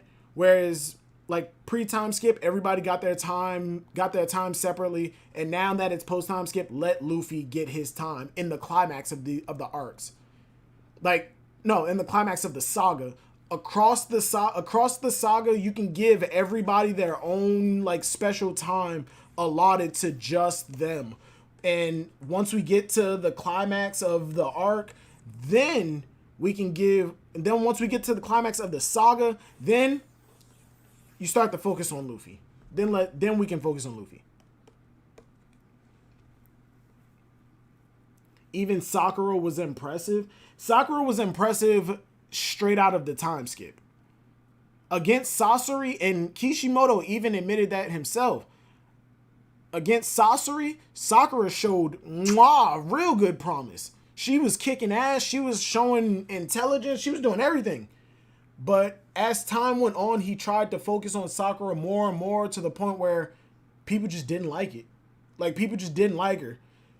She made a commitment to taking out Sasuke. She understood why Sasuke needed to be executed. Why you just can't leave him at large. She learned to get rid of that. She developed to the point where the world and my village is more important than my emotion and feeling for a guy that I had a crush on. And then when it finally came time for her to do it, she fucking froze up. And that's a great moment. That's a great moment. That is a good moment. She froze up and realized, this is a guy that was a part of my team. I had a crush on him. I actually do have love for him. So when the time came, she couldn't finally do it. But afterwards, she still understood Sasuke had to be taken down. He had to. She got carried by Granny Chiyo. She was still putting in work. She, like, that moment of her freezing, it was a good moment because she still recognized that this is a member of my team that I cared about, that we spent time together. The reason that wasn't conveyed so much is because they didn't let Kishimoto do his original plan of having more arcs like the Zabuza arc. Like the Great Naruto Bridge, there was supposed to be more just normal missions with Team 7. I think he said he had like 2 or 3 more arcs where they just went on other missions like that. And Shueisha just didn't give Kishimoto that time. So we couldn't get that development between Team 7. That's why it kind of hit me weird a while ago. Like, why do you care so much about Sasuke? Y'all went on one mission and y'all never really talked when y'all were kids, and yet Naruto, you're calling him your best friend? Motherfucker, Choji, Shikamaru were there way more than Sasuke. Hell, Kiba was there more than Sasuke. When you were a kid, Choji and Shikamaru pretty much convinced Ino, Sakura, and Kiba, yo, let's go chill with Naruto. But yeah, Sakura had promise. It wasn't until like the whole I love you Naruto thing that I kind of got a bad taste in my mouth. Why did you tell Naruto that you loved him? You could have just went about that normally and just came out with your conviction of, I understand why Sasuke needs to be put down, but he is a member of our team and we need to work together in order to do this. And then you had that whole scene of, you're lying, Sasuke. You're lying, Sakura. Don't lie to your heart, bitch. What? He's a fucking terrorist.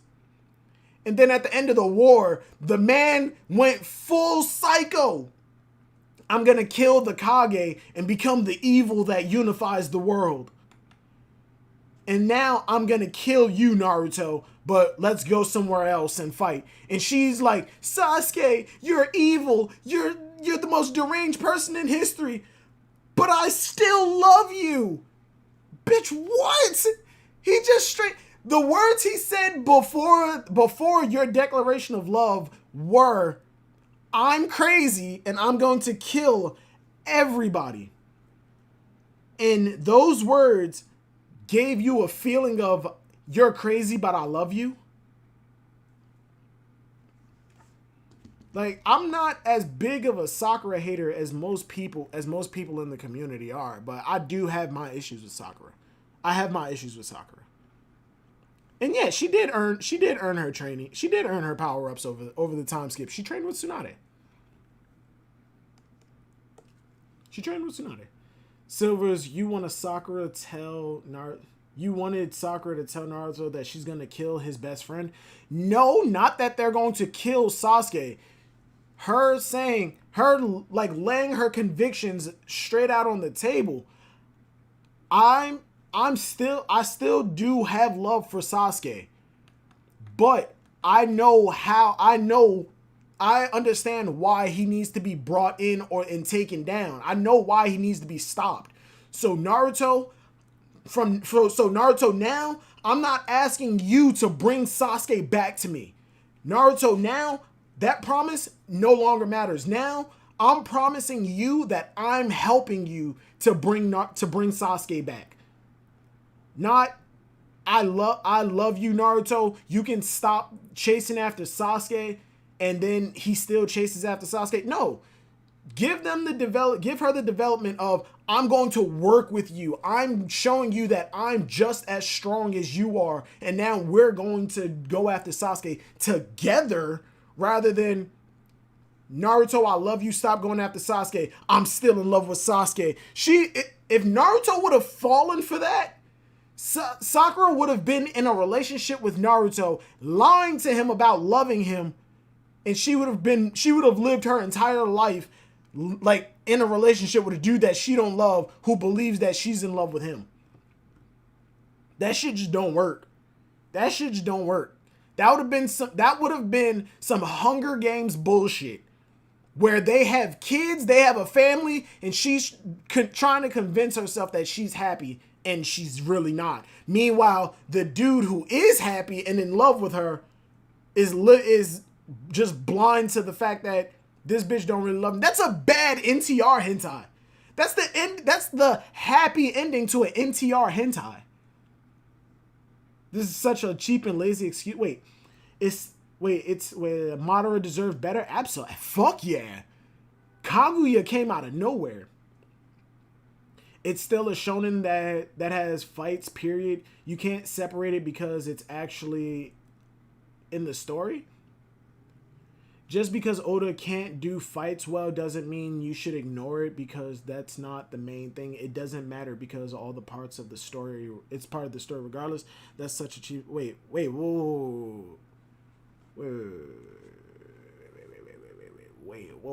Tyler, what are you talking about? One Piece is not a story about battles first and foremost. Oh yeah, I understand that.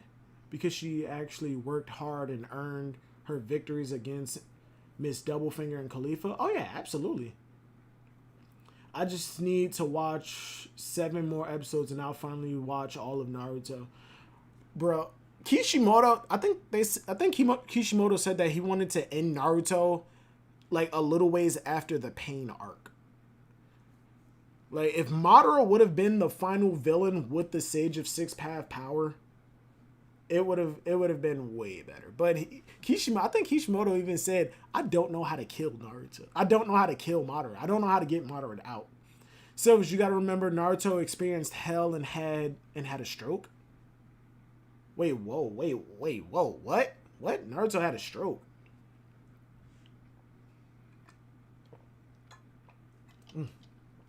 Oh, another reason that I don't like Sakura.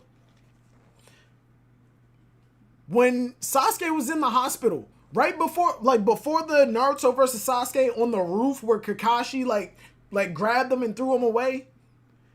When before Sasuke realized the show was called Naruto. That mission to go get Sasuke, to go save Sasuke, Naruto was doing everything he could to protect Sakura. He fell into a pit of spikes. The man was getting fucked up. And they get to the hospital, and she opens the door, runs directly at Sasuke. I'm so happy you're okay, and cries into his goddamn chest. She didn't even give Naruto so much as a thank you. And Naruto looked and was like, damn, the girl I love really doesn't love me. And he turned around and walked away. At that point, because I remember in the last, Kishimoto confirmed that Naruto was never in love with Sakura. She was just a trophy for him to not lose to Sasuke.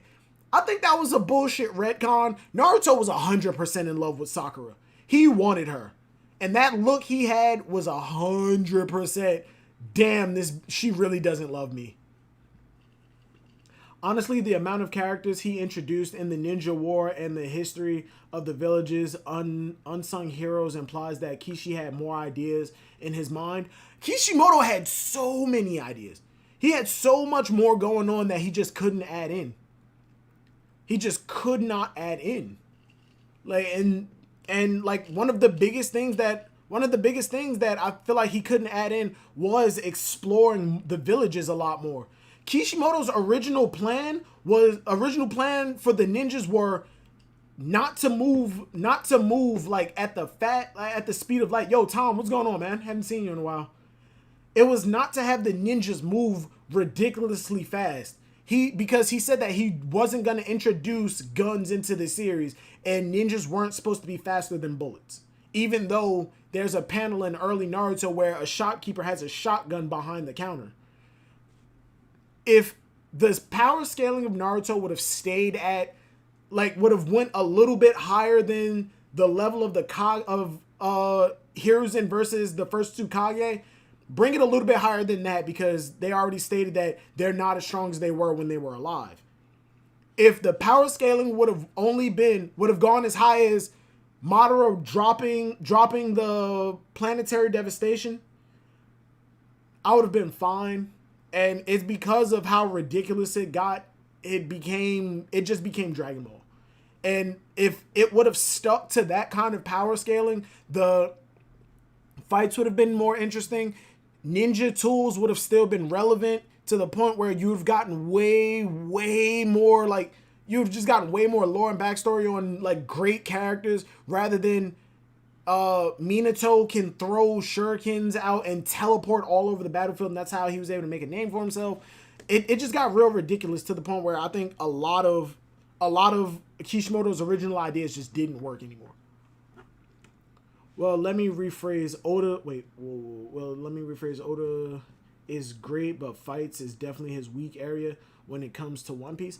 Fights are definitely Oda's weak point, because a lot of his fights are clash, we talk, the dialogue, and then the big hit.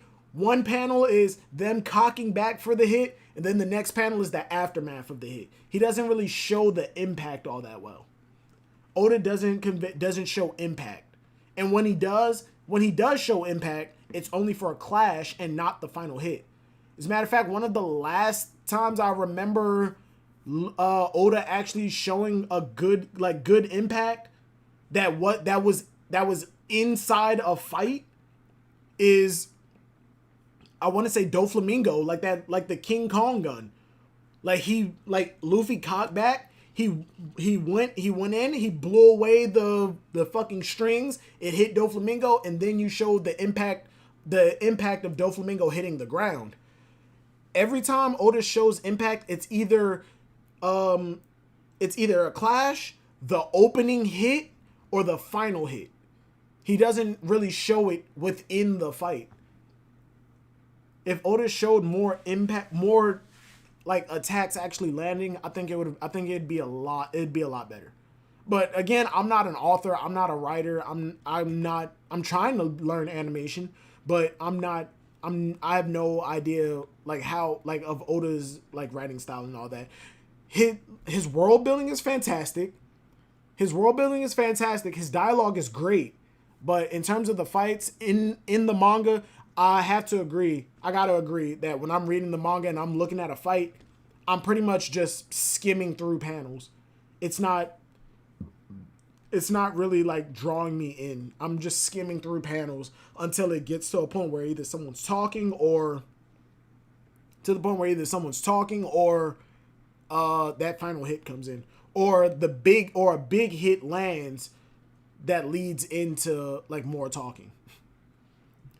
And Toei does carry a lot of the fights. And I think Oda even came out and said that. He leaves fights to the anime. Don't get me started on how amazing Kishi is with choreography and the paneling. Hell yes. Fuck yes. Kishimoto is amazing when it comes to fighting. Hiruzen versus like the first two Kage is probably one of very few fights that I would say is probably one of very few scenes that like fight scenes that I would say I can either read the manga or watch the anime, where most series I'd go straight to the anime to watch that fight. There's a series by Tony Vellante called Radiant. It's a French manga. The anime fucking sucks. Read the manga. Do not watch the fucking anime. It turns it into a Scooby-Doo cartoon. The fight scenes in that fucking amazing. I fucking love it. There's the first monster in the series, they're called Nemesis. The first monster that the main character Seth fights, he goes into that fight really prepared. It's just that he wasn't strong enough to actually beat it by like using normal means. So when he's actually trying to use like the blade that he has and it breaks, you can actually see like the flow of the battle within the panels. Another series that actually does fight scenes really fucking well. It's a series by the guy who does, I think it's called Blue Lock. Yeah, the soccer series Blue Lock. It's called Dolly Kill Kill. Silver's been plugging Radiant for 3 years. Bro, Radiant is good. Radiant is fucking good. It's just world building isn't all that engaging, but his fucking scene, but the landscapes are fucking amazing. Tony Vellante is great when it comes to like landscapes and shit. The anime takes all the inspiration out of the landscapes. It makes it boring. Do not watch the fucking anime. Do not watch the fucking anime. As a matter of fact, hold on. Can I... Still pushing Radiant after all this time puts a smile on my face. Hey, Smash! Ziad, yo, what's going on, bro? And hell yes, I will push Radiant to my dying day. I have volumes 1... I don't even have to pull up the fucking page online. Pompo Hill. Okay. Let me see if I can grab this shit from the goddamn anime, cuz that legitimately pissed me off. Radiant Pompo Hill. Motherfucker.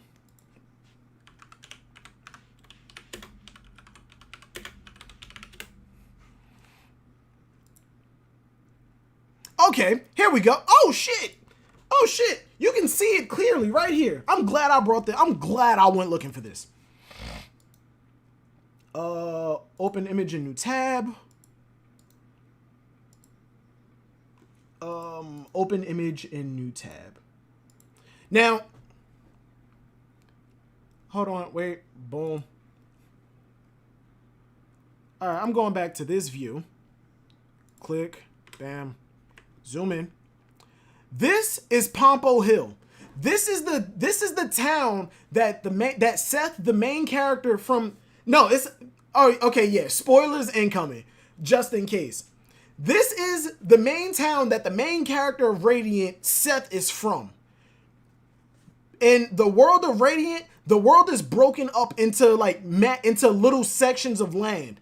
The land is broken and destroyed.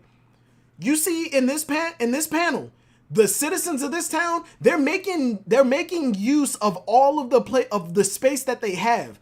They're building inside the rock. They have buildings coming like protruding out from the bottom of the rock. They have water mills that's using the rivers that's flowing through. They're using the little crags that are off to the side. It makes sense why the town looks like this. And when Seth destroys part of the town, you understand why they're mad, why they're upset. Oh yeah, Eden's volume 15, I'm waiting for it too. As soon as volume 15 come out, I'm ordering volumes 5 through 15 all at once. I'm having all of that shit. But yeah, you understand why the citizens are upset. You understand why it's such a big deal that Seth destroyed a part of their area. It's not just because the buildings and shit are there. This is Pompo Hill in the anime. This is Pompo Hill in the anime. See the difference? You see the fucking difference? Pompo Hill in the anime, it's just a big ass like crag of land. And yeah, the citizens are still like tunneling within the rock and shit. They have tunnels down here, they have bridges and shit. But they have so much more fucking space that they're not using. And the city itself is on a fucking grid. Let me see if I can fucking find the inside of it. I can't even find the inside of Pompo Hill. Let me see. Yeah, I can't even find this shit. I know I have screenshots of it in my what's name somewhere. But yeah. They don't like the city when it zooms in on the city, it's on a fucking grid pattern. One by one. It's in squares. The blocks are in squares. Whereas fucking Radiant, let me see if I can. Oh yeah, and when I went to Comic-Con, I got Tony Vellante to actually draw one of my favorite characters, Dragnall, and he fucking signed it too. I'm fucking gassed. Let me see if I can fucking pull up an image of inside the fucking city.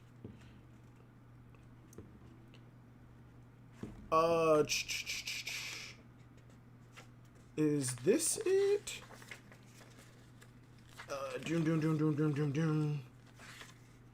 No. You know what? I'm gonna find that fucking panel. I don't even care about copyright strikes at this point. In all honesty, I really don't. Because that shit, give me a second. Radiant manga collage. Because I know exactly what panel I'm looking for.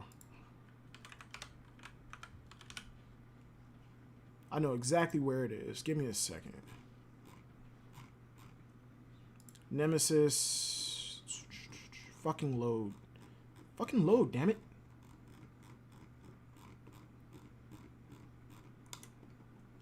What the hell? It's not here. It's a color page.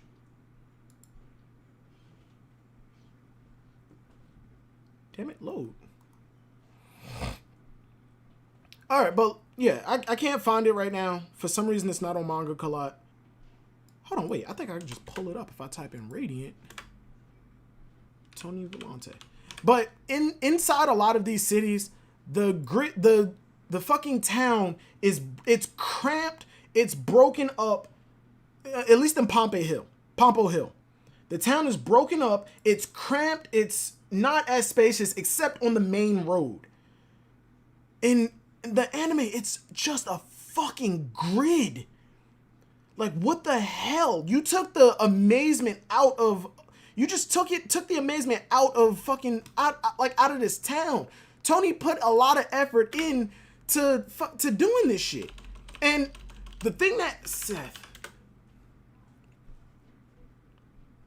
And another thing is they added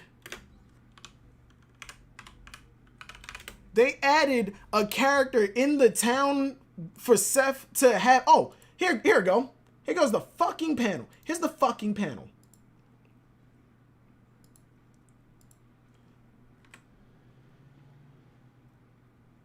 Bam. This is the panel. This is the color page. You see this town? You see this town? Look at that. You have a shop up here. Then as soon as you come out, there's steps that lead up to the roof and another shop. There's steps that go all the way down and around into where another alleyway for this town is. It's built on a hill and a small bridge going across into another area. And right across the way, where the nemesis is another section of town that's built on this little crag. And again, over here, there's another section. And they build it on a fucking grid. Like you take away a lot of the fucking fantastical elements of the series when you make something as bland as this. When you turn something amazing into like making it just bland. And then in the manga, in Pompeii Town, the only person that Seth has as a companion or a friend or anybody to talk to is his mentor, Alma. You know he's by himself because he's in, like, characters in here. Read Radiant. Fucking read Radiant. Please, I beg you, read Radiant. Because Seth is one of the only people who can fight the nemesis, he has an ability called, he's infected. So, which means he's one of the only people who can actually fight against these monsters. This is Alma, the person that he confides in and talks to. That's his mentor. I'm trying to find that fucking panel because there's a panel from the anime. As a matter of fact, I'm just gonna go to YouTube and find the scene.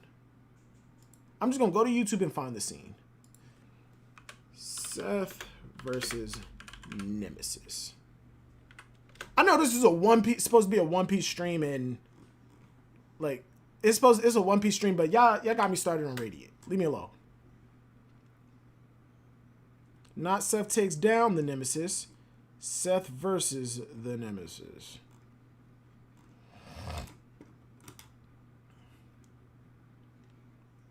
Okay, this is an AMV, but I'm not looking for an AMV. I just want that one shot of Seth gearing up to go after.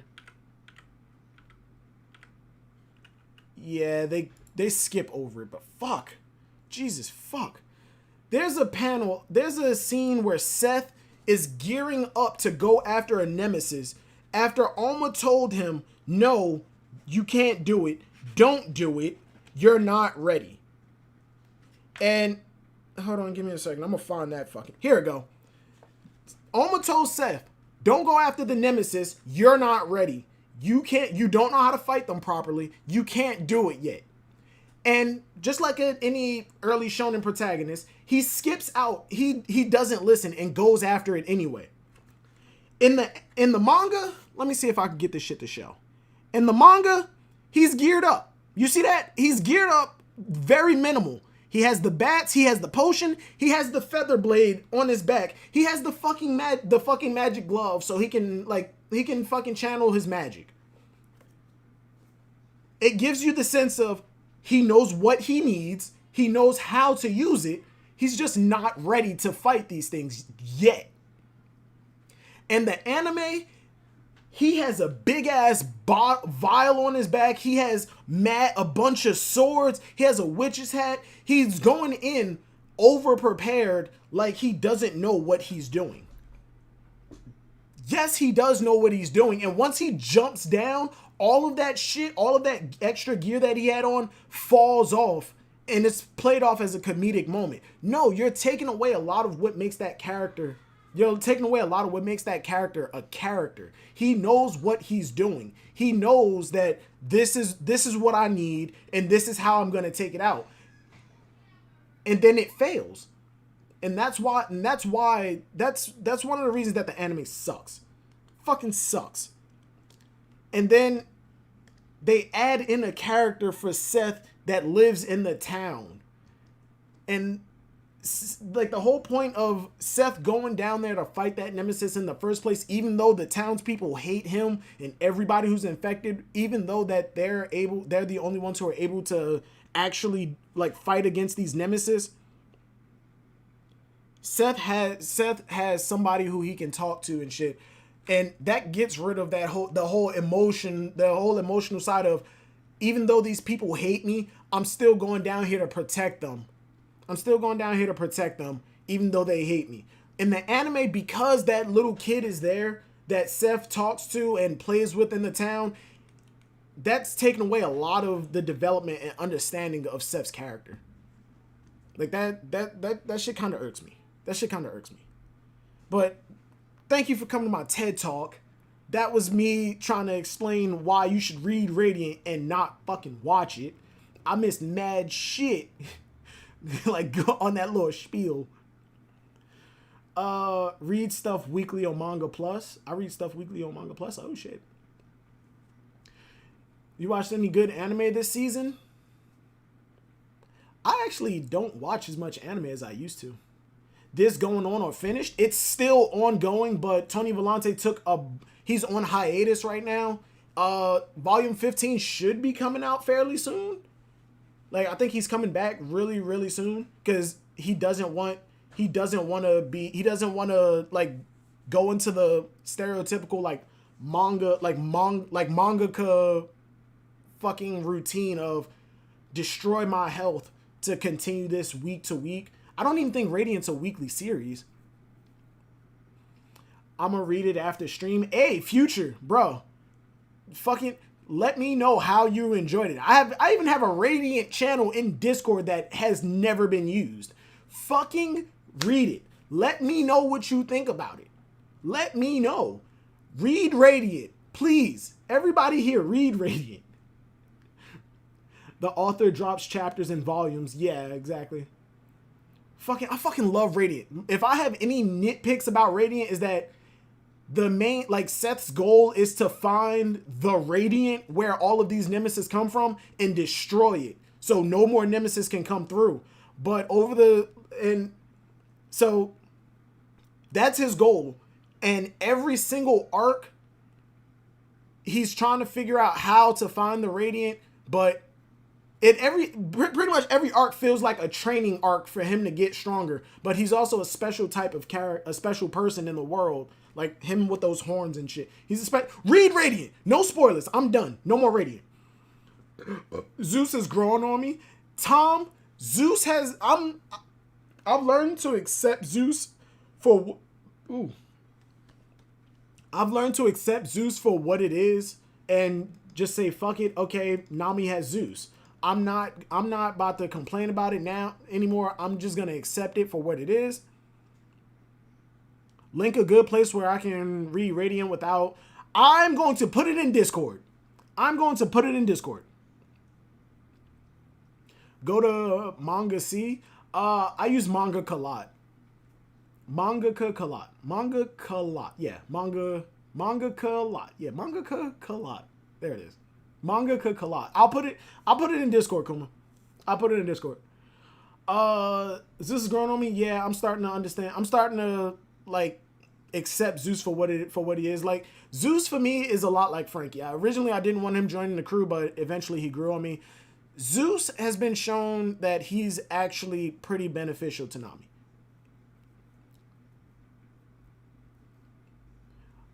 Yamato for Straw Hat. Tom, absolutely.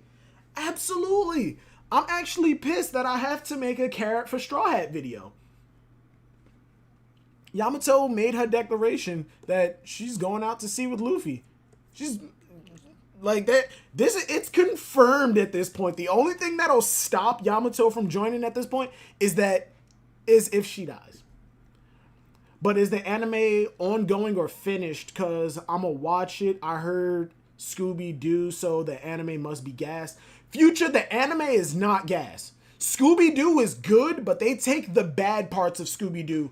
Well, I'm not even going to say the bad parts. They take Scooby-Doo aspects and put it into the anime and make that shit horrible.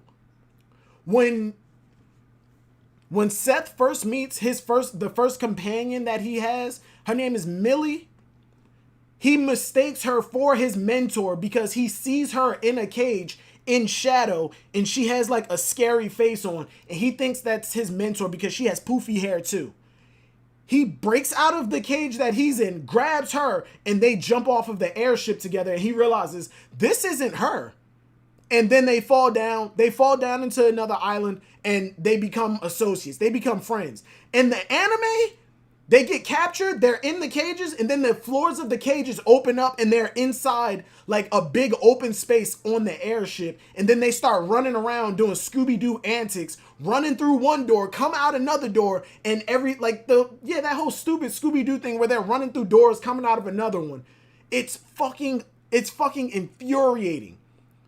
In the manga, you get how he made that mistake and why he grabbed her and ultimately, because he broke her out of that jail cell, he became wanted. He became a criminal and wanted by the Inquisition, and that's why they're chasing him, because of a mistake that he opposed the Inquisition.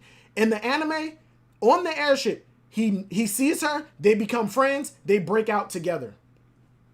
So he knowingly becomes a criminal.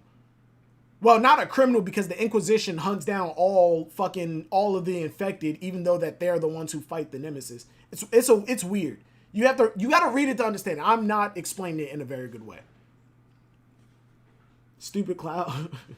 And long story short, future, read the manga, watch the anime. If you're gonna read the manga, don't watch the anime. If you're gonna watch the anime, at least after you catch up to the anime, because I think it's like 2 seasons, they stop at the war.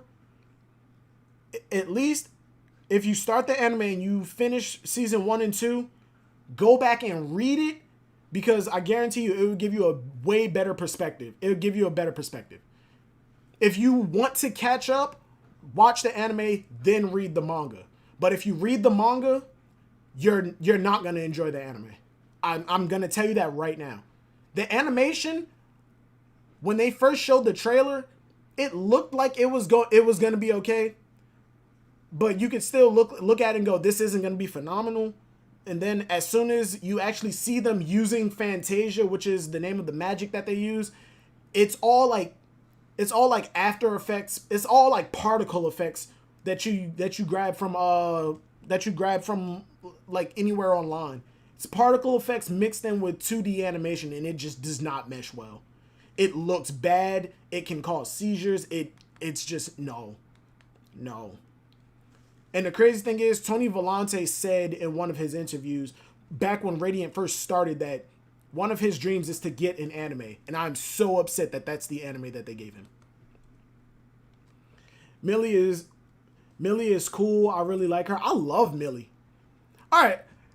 I'm going to say one of the reasons that I'm so hyped on Radiant, like this is not the reason, but I'm so hyped on Radiant to the point I've made an OC character for Radiant. The only other series that I've ever done that for was One Piece. I fucking love Radiant.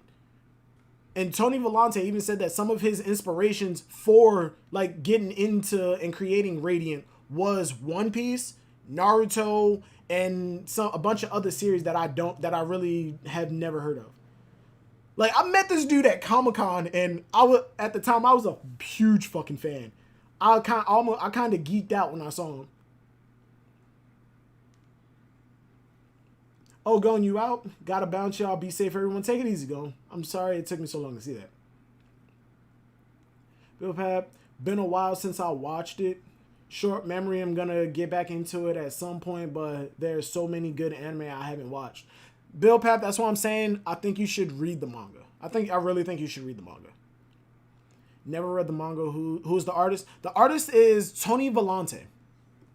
Tony Vellante. As a matter of fact, he drew something for...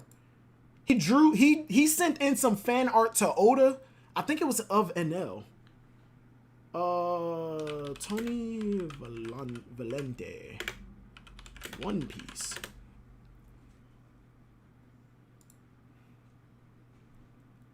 Yep, he did.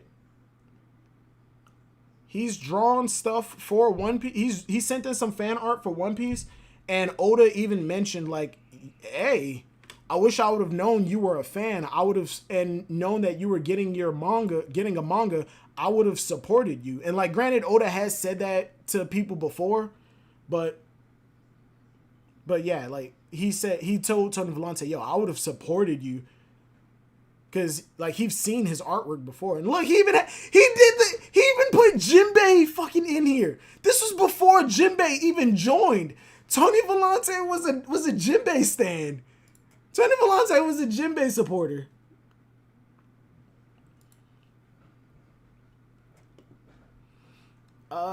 Yamato design is fire, though? Wait, it's gonna be decided with Kaido flashback and the interaction. Maybe she gets more character, just being plain Odin. Yeah. Yamato design is fire, though. A lot of people were complaining about Yamato's design, and granted, this was around the time that everybody was like, every female in One Piece is just Nami with a different hairstyle. I agree to a certain extent, but after a while, that hairstyle it starts to be a distinguished shit.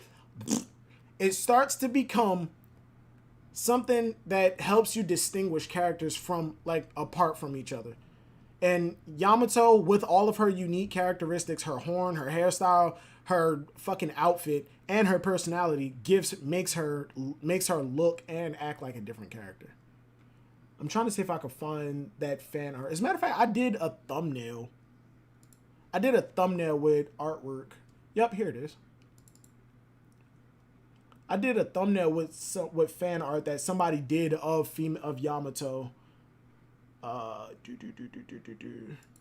Yeah. This fan art, and around the time, I will admit that I was one of the people saying that, yes, Yamato does look like Nami with different hair and horns. And I saw this artwork and was like, this looks like a completely different character. Her eyes aren't circular, they're more squared. So, like, yeah, the eyes are more squared rather than circular like Nami. Her jaw, like, her face is just wider and more rounded rather than the angular faces that it's more sharp rather than the rounded faces that a lot of the female characters have.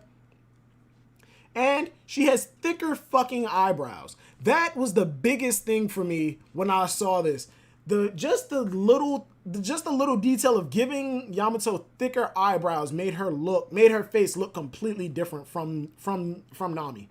Her eyes are more squared and slanted and, like, slightly slanted downward, and, like, it just made Yamato look more like a unique character rather than just Nami with a different hairstyle and horns. And be honest, and I fucking love that. I loved it. But like I said, after a while, it just became it. I just started to understand, like, yeah, it's Oda's art style. I can distinguish characters from one another. Fun fact: if you take the freckles off of Ace's face, remove his hair, and replace it with Zoro or Shanks' hair, it's the same face.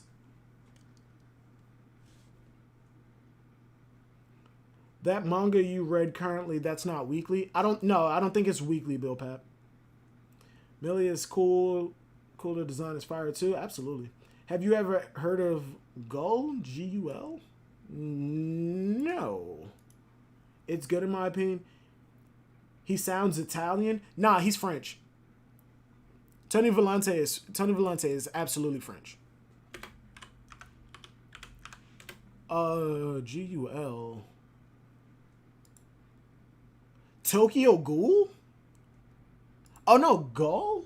Gul? I've never seen this before.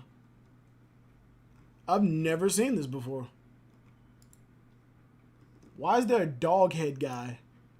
Is that a demon? Is that an ogre? I'm going to look into this. Because the artwork for this actually looks kind of cool. Oh, look, and it's on Manga Collab. I'm going to look into this. Is this what you're talking about? Is this the series that you're talking about? It's good in my opinion. He sounds Italian. He's French. I confused Radiant with Shield Hero for some reason. A lot of people did. When I first showed artwork of it, somebody, I actually do remember somebody asking, "Is that Shield Hero?" And I'm like, "No, it's called Radiant." And when people went looking for it before it got its official translations, There was another series called Soul Gear Radiant that people confused for Radiant too. I heard Tony Volante is a carrot stand. Tony Volante is not a carrot stand. At least I don't think he is. If Tony Volante is a carrot stand, I may actually have to drop Radiant. I can see Yamato taking over the Vivi role. Vivi didn't have a role in the crew. Vivi was like, when she was there, Vivi's actual role was just the princess. Legend of the Northern Blade. I think I've heard of that. Legend of the Northern Blade. Legend of the Northern Blade. Here it is. Yep. Oh, this is a Korean manhwa. Yeah, I have heard of this. Hold on. Wait. Let me see something. I have heard of this. I've actually started reading. I actually read this first chapter, and like, because when I go through manga sites, if I look at the cover art and I'm like, okay, this looks interesting, I'll open up a new tab and like leave it there. Read the first chapter, or like see what the latest chapter looks like. And then I'll put it into my reading list, or I'll leave it open so I can have it there to read later. As a matter of fact, if on my other tab, on my other like window that I have like right here, I have a bunch of manga open, I would show it, but I have Hinty tabs open. But yeah, hey, Straw Hat Killick, what's going on, man? Damn, that game is full of a lot of y'all. Wait, what?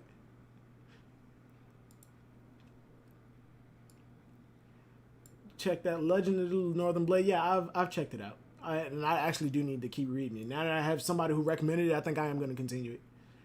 If I'm being honest, the only thing that makes Yamato look like Nami is the eyes. Her facial structure is different. Hold on, give me a second.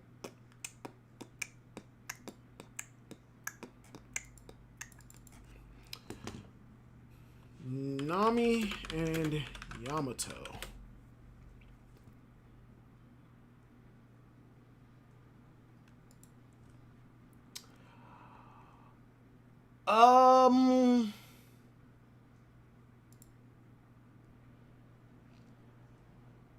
Damn.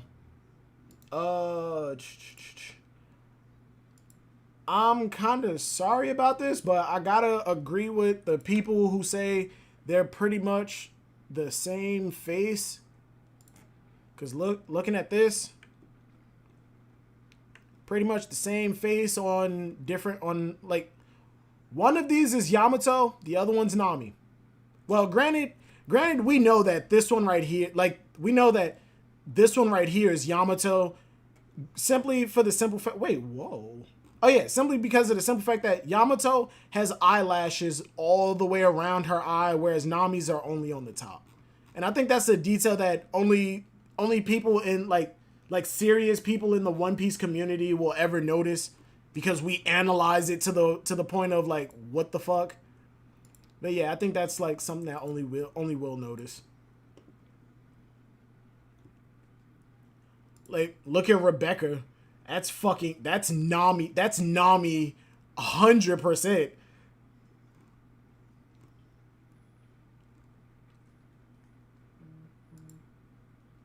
Oh, wait, hold on. I know this artist. I'm following this artist I can't remember. Is that Tina? Is this Tina's artwork? Is this Tina? I think that is Tina. Can't remember. But yeah, Yamato and Nami's faces are very, very similar. They're very, very similar.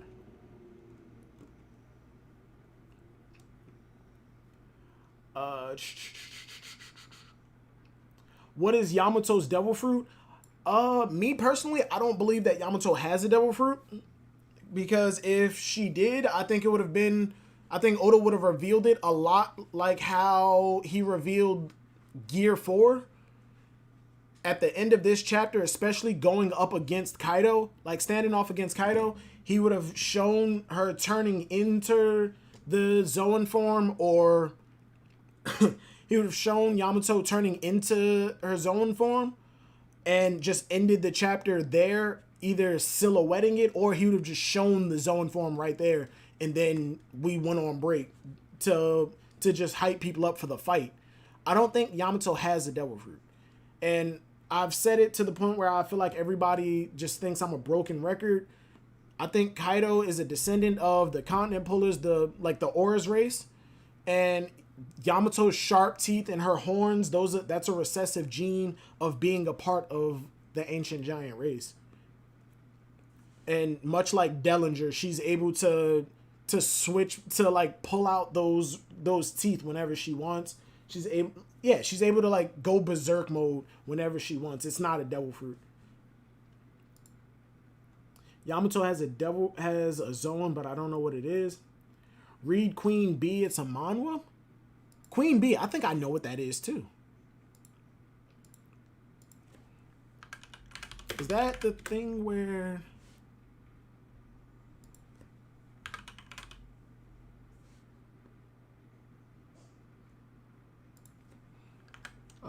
Queen Bee manhwa.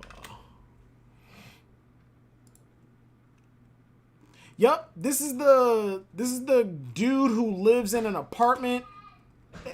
This is the dude who lives in an apartment building, and he goes to school with his landlord's daughter. She's popular. She talks to him, but when they're in school and she's around her cool kid boyfriend, she treats him like shit. Like I read, and apparently there's a lot of sex in this. I read like the first few chapters and I put it off in my reading list.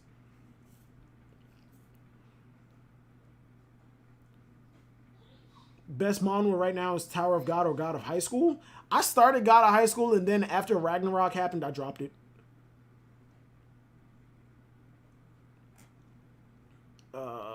Yeah, different. Their expressions too. Yeah, their expression. Yeah, they are different. Their expressions are kind of different, but I can still see where people are coming from when they say Yamato and Nami are pretty much the same face on like a different body. I hated Gladiator Rebecca. Normal Rebecca is cute. I just didn't like Rebecca. I just didn't like Rebecca. Memoir of King of War. Wait. Memoir of the King of War. Un momento.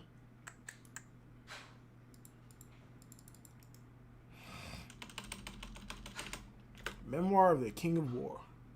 I have this in my reading list too. The artwork for this shit is amazing. Especially when they shade his face and then like he's charging up that attack. I forgot what chapter that was. I actually did start reading this. A lot of manhwa that's just straight up martial arts inspired, like just martial arts or some shit. It has great artwork, but the story isn't really all that strong.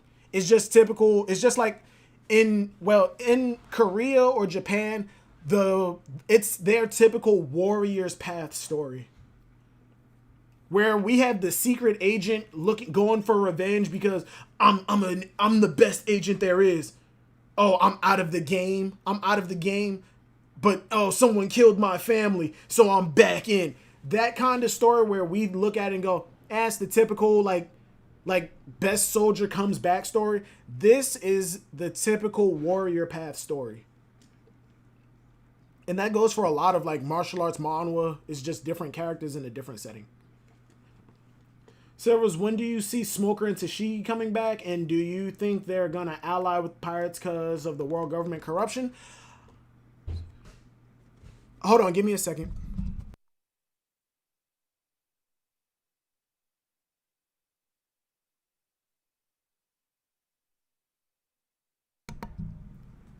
I hope that didn't come through. I hope I actually muted the mic for that. When do I see Smoker and Tashigi coming back? Not sure if you know, but Silvers has something called a Fanfic Crew. And in his Fanfic Crew, he has Tashigi. No, but seriously, at one point, I actually did think that Tashigi was going to join the crew because, like back in Logtown, like when the series first started, I still do think it'd be pretty cool to have a former Marine, a former world government associated character join the Straw Hats. It's like in Hitman Reborn when we got the student council, like a student council member to join the mafia. And Primo, he had a cop in his mafia family. Like having somebody on the opposite side of the law join the criminal organization, I feel like that's pretty cool, especially if your main characters who are in that criminal organization aren't necessarily bad people. But Smoker and Tashigi, at one point I wanted, because those kids were involved, I thought that Smoker, with Virgo being gone, Smoker was now the highest ranking member of G5. I thought he was going to take 100% responsibility for those kids. And I thought the revelry was going to happen. Like, it was an old ass theory that I had on Oral Jackson. I thought the revelry was going to happen before Wano, and we were going to spend time at the revelry. I thought we were going to be at the revelry singularly, like by itself, and we were going to focus on Vivi. Vivi being the main character, taking up the role of Luffy and the Straw Hats at the revelry. I thought the revolutionaries were going to attack, and well, the conflict was going to be because, like, in the revelry, because of all of the events that were transpiring, I thought that there were going to be some high-ranking Marines, like, in the meeting with the world leaders, because of how hectic things have been getting. Because of how hectic things have been getting, I thought that they were going to allow high-ranking Marines to be in that meeting. I thought Tashigi was going to speak out of turn. I thought Smoker was going to reprimand her for it. And it would have been a conflict between Smoker and Tashigi, leading to Tashigi actually going AWOL from the Marines. Smoker is always telling her, follow your own convictions and do what you think is right. I thought Tashigi was going to leave and eventually run into the Straw Hat Pirates. I thought she was going to end up allying with them and then eventually join them. As a matter of fact, there was somebody who had a theory on it that she was going to intercept the Straw Hats when they were on their way out of Dressrosa, Sanji's group. And Tashigi was going to help defend the Straw Hats, end up on their ship as they were Kuda bursting away, and Tashigi was going to be with them. And once we ended up at Zou, Tashigi would have been there, and on the way to Wano, Tashigi would have been able to be in Wano. But my original theory was that Tashigi was, because Smoker was in charge of the kids, and I thought the world government, because Luffy and them were headed to Wano, and I didn't think that Kaido was going to be like that main, like the big bad of Wano. I thought it was just going to be the powerful shogun. I thought the world government was going to send a team into Wano to infiltrate just to keep tabs on what was going on, and Tashigi was going to be a part of that group. I thought Wano was going to be the Wano that Oda promised. Strong swordsman, Tashigi would get development as a singular character and not just, I'm going to do what I believe because Smoker told me to do what I believe in. Like I thought, and eventually I thought it was going to lead into her joining the Straw Hats. As for when I believe they'll actually show up, I think it's going to be towards the end of Wano. I think they're going to be a part of the group of the world government that comes into Wano to help with the rebuild. They're going to be allowed in because the borders are open, and Smoker's going to go in there looking for Luffy and the crew. Rebecca's okay, not a huge fan, but she's okay. I've learned to accept Rebecca. I still don't like the fact that she's a swordsman who doesn't actually use a sword. Like, she uses it to trip people and knock them out of the arena. Just use the fucking sword. As a matter of fact, she had her sword customed to not have a sharp edge. Why? Because I don't want to hurt anyone, bitch. They're trying to kill you.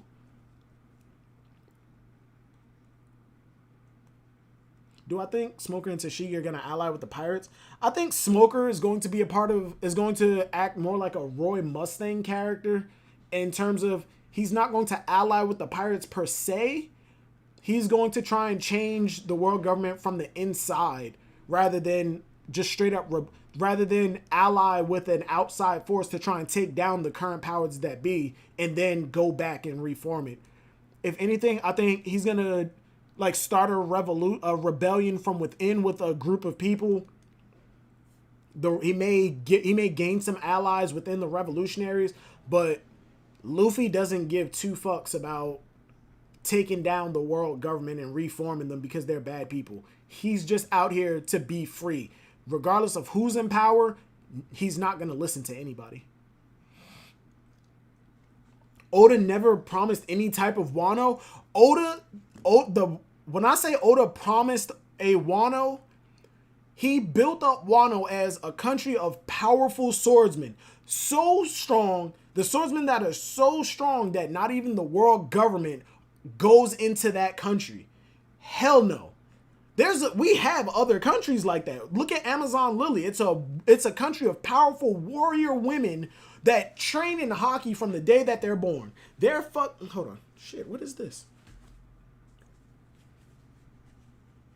I just found $15 in my old pants pockets. Hey.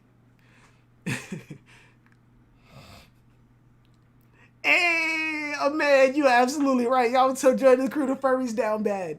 The furry's down bad. Yo, I even made a new graphic. I made this graphic. This is not what the graphic originally looked like.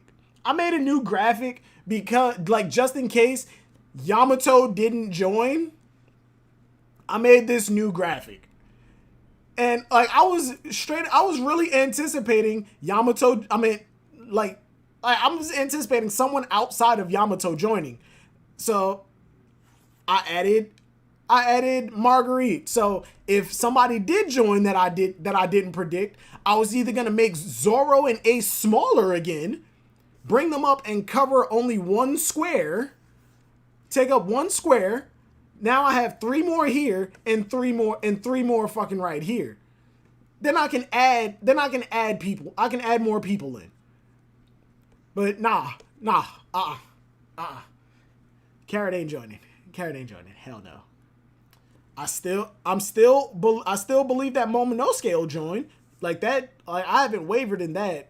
But I am starting to lose a little bit of faith. Like I'm 60-40 at this point.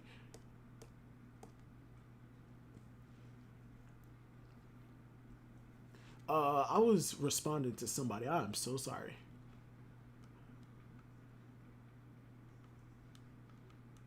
Cool, I respect it. I knew it was coming.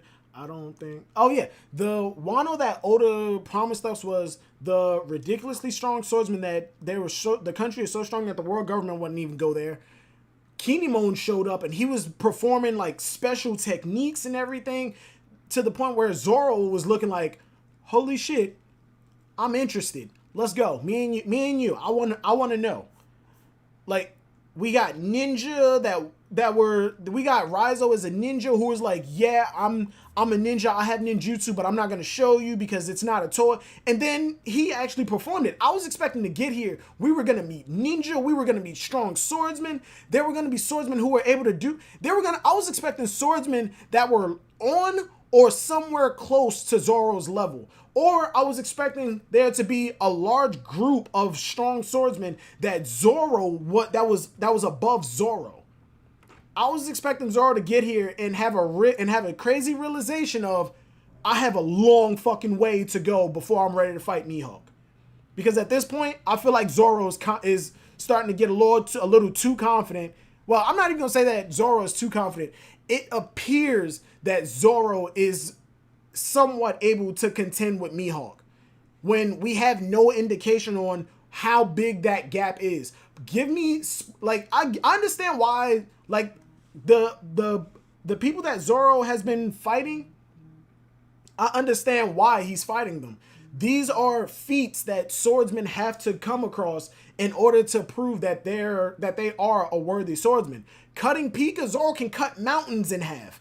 That's a feat that Mihawk showed back in Marineford when he cut the island-sized glacier all the way through with a normal swing. Zoro can do that now. Zoro cutting Kaido, a feat that only Odin was able to do, And now he has a sword that has the potential. Well, any sword has the potential to become a black blade, but Zoro has the potential to make one of his swords to make one of his swords a black blade and move it up into the Saijo Owazamono grade, which is the grade that Mihawk's sword is in. Like, give me some sword fights in between Zoro and Mihawk, like actual pure swordsmen. If you go back and watch my Black Blade video, I actually do explain how I like to break up like the different kinds of swordsmen in One Piece. You have sword users who carry a sword, and if they use it very little or not at all.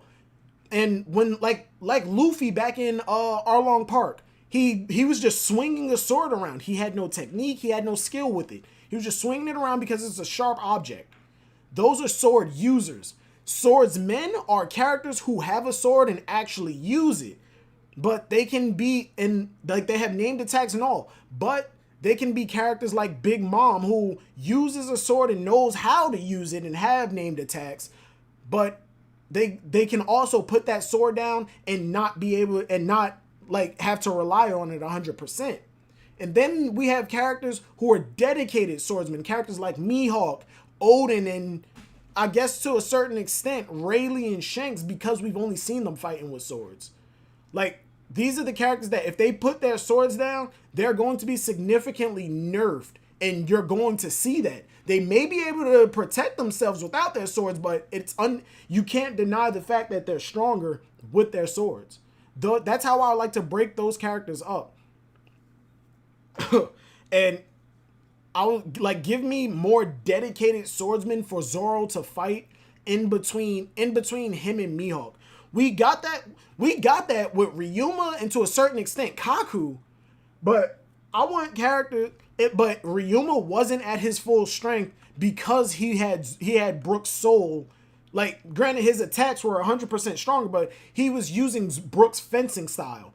If Ryuma was Ryuma from when he was alive, Zoro probably wouldn't have won that fight. He probably wouldn't have. I'm sorry, not sorry. He probably wouldn't have won that fight. He probably still would have gained the respect of Ryuma. And on top, no, Zoro probably could have won that fight if Zoro had his third sword, because Zoro was rocking 2 sword style at that point. Just give me more characters in between Zoro and Mihawk to show the distance that Zoro has to go until he's there towards Mihawk. Give me characters who are also striving to be world's greatest, but they hit a roadblock and they can't get stronger. Give me those characters. Give me characters who are strong swordsmen, but have no desire to become the world's strongest swordsman, and they know that they're not as strong as Mihawk. Give me those characters. Like, hold on. Do I have it? Nagori Yugi boss fight got rejected. Where the hell is that fucking tutorial that I'm looking at right now? Stylized shader. Oh yeah, here it is. I'm actually learning how to animate characters in the style of Guilty Gear Strive because I want to animate Zoro fights. I have a character model of Zoro, but I want to learn how to animate them and make them look like 2D characters while still having a 3D model, simply because in my opinion, it looks better. It looks better like this. This looks like a 2D character, but it's 3D. I don't know how to draw anymore, and even if I did, I feel like 2D art is something that I will never be able to accomplish. That's just something far out of my goddamn reach. I want to learn how to animate characters just so I can do Zoro fights.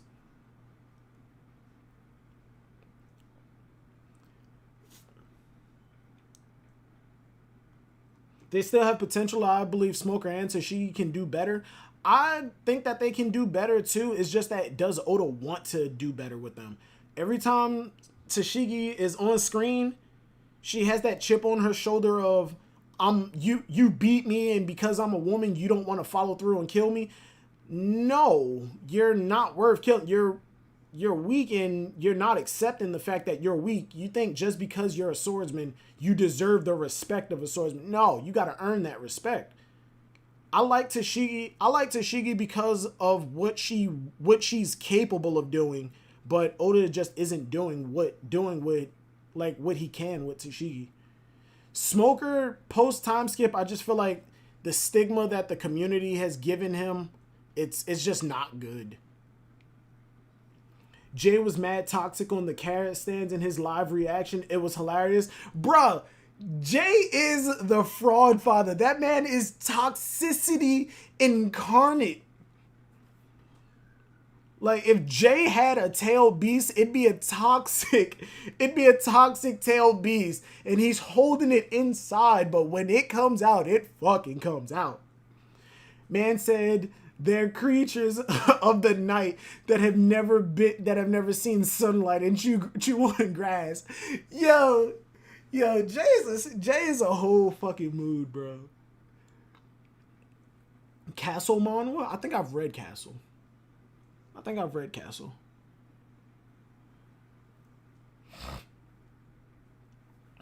Is King gonna do... What is that?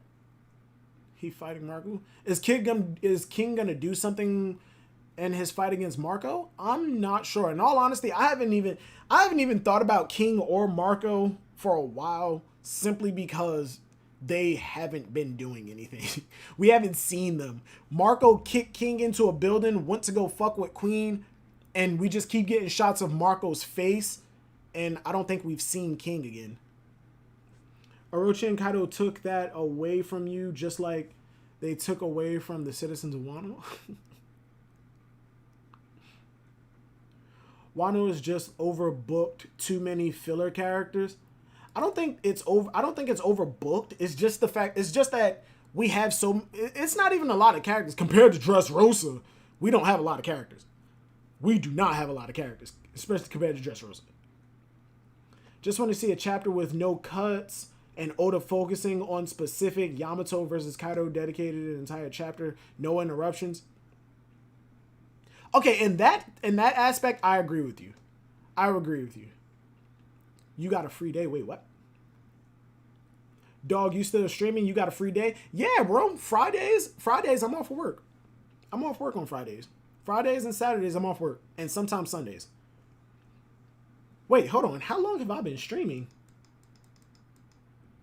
Damn, it's been 2.5 hours. Shit, I don't care. I'm having fun. I don't despise she like other people. As you can tell, she cut Monet with hockey. One of her feathers. Goddamn. One of her feathers, and she didn't flinch against law even if she lost. That's because in the One Piece community, either you're godly or trash. There's no in between. Luffy versus, if you can't contend with the top tier fight at that point,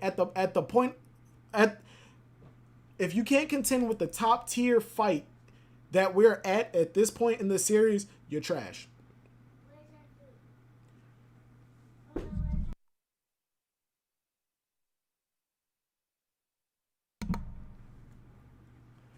If you can't contend with with that top tier fight, then you're trash. I missed your reaction, but I know you hyped about Yamato joining after this. Eden's, yes, I am.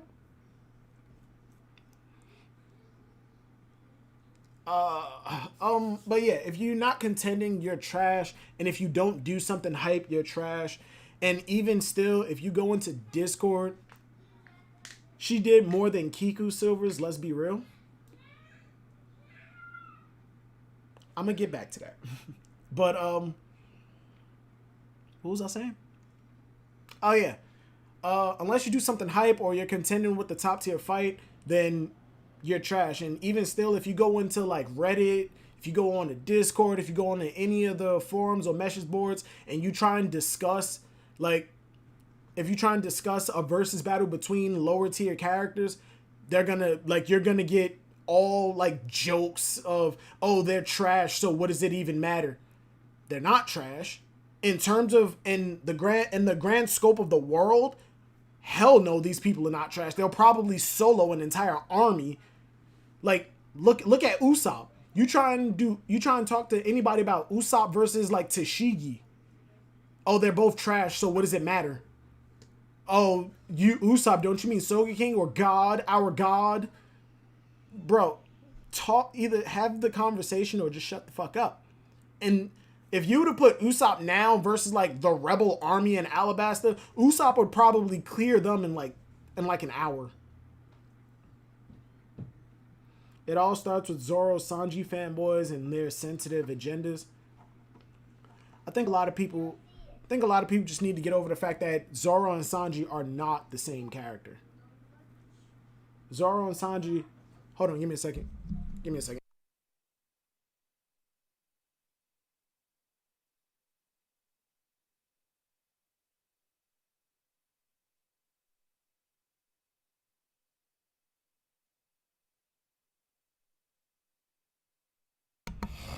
But yeah, Zoro and Sanji are two completely different characters, and a lot of people just can't accept that. Zoro got Conqueror's Haki. No, Sanji got a higher bounty than Zoro. People were instantly saying, "Oh, watch when we get to Wano and the new newspapers come out. Zoro's gonna have a higher bounty than Sanji just because." And I'm like, Sanji can have a higher bounty. That doesn't mean that he's stronger. Zoro got Conqueror's Haki, and then people instantly said Sanji has to get it too. He's a prince. It makes no sense why Zoro has it, but Sanji doesn't, even though Sanji is actual royalty. All conquerors can be kings, but not all kings are conquerors. It's like all thumbs are finger. Wait, no, all thumbs are fingers, but not all fingers are thumbs. It all starts with people's agendas. Hey, Townsy, what's going on, bro?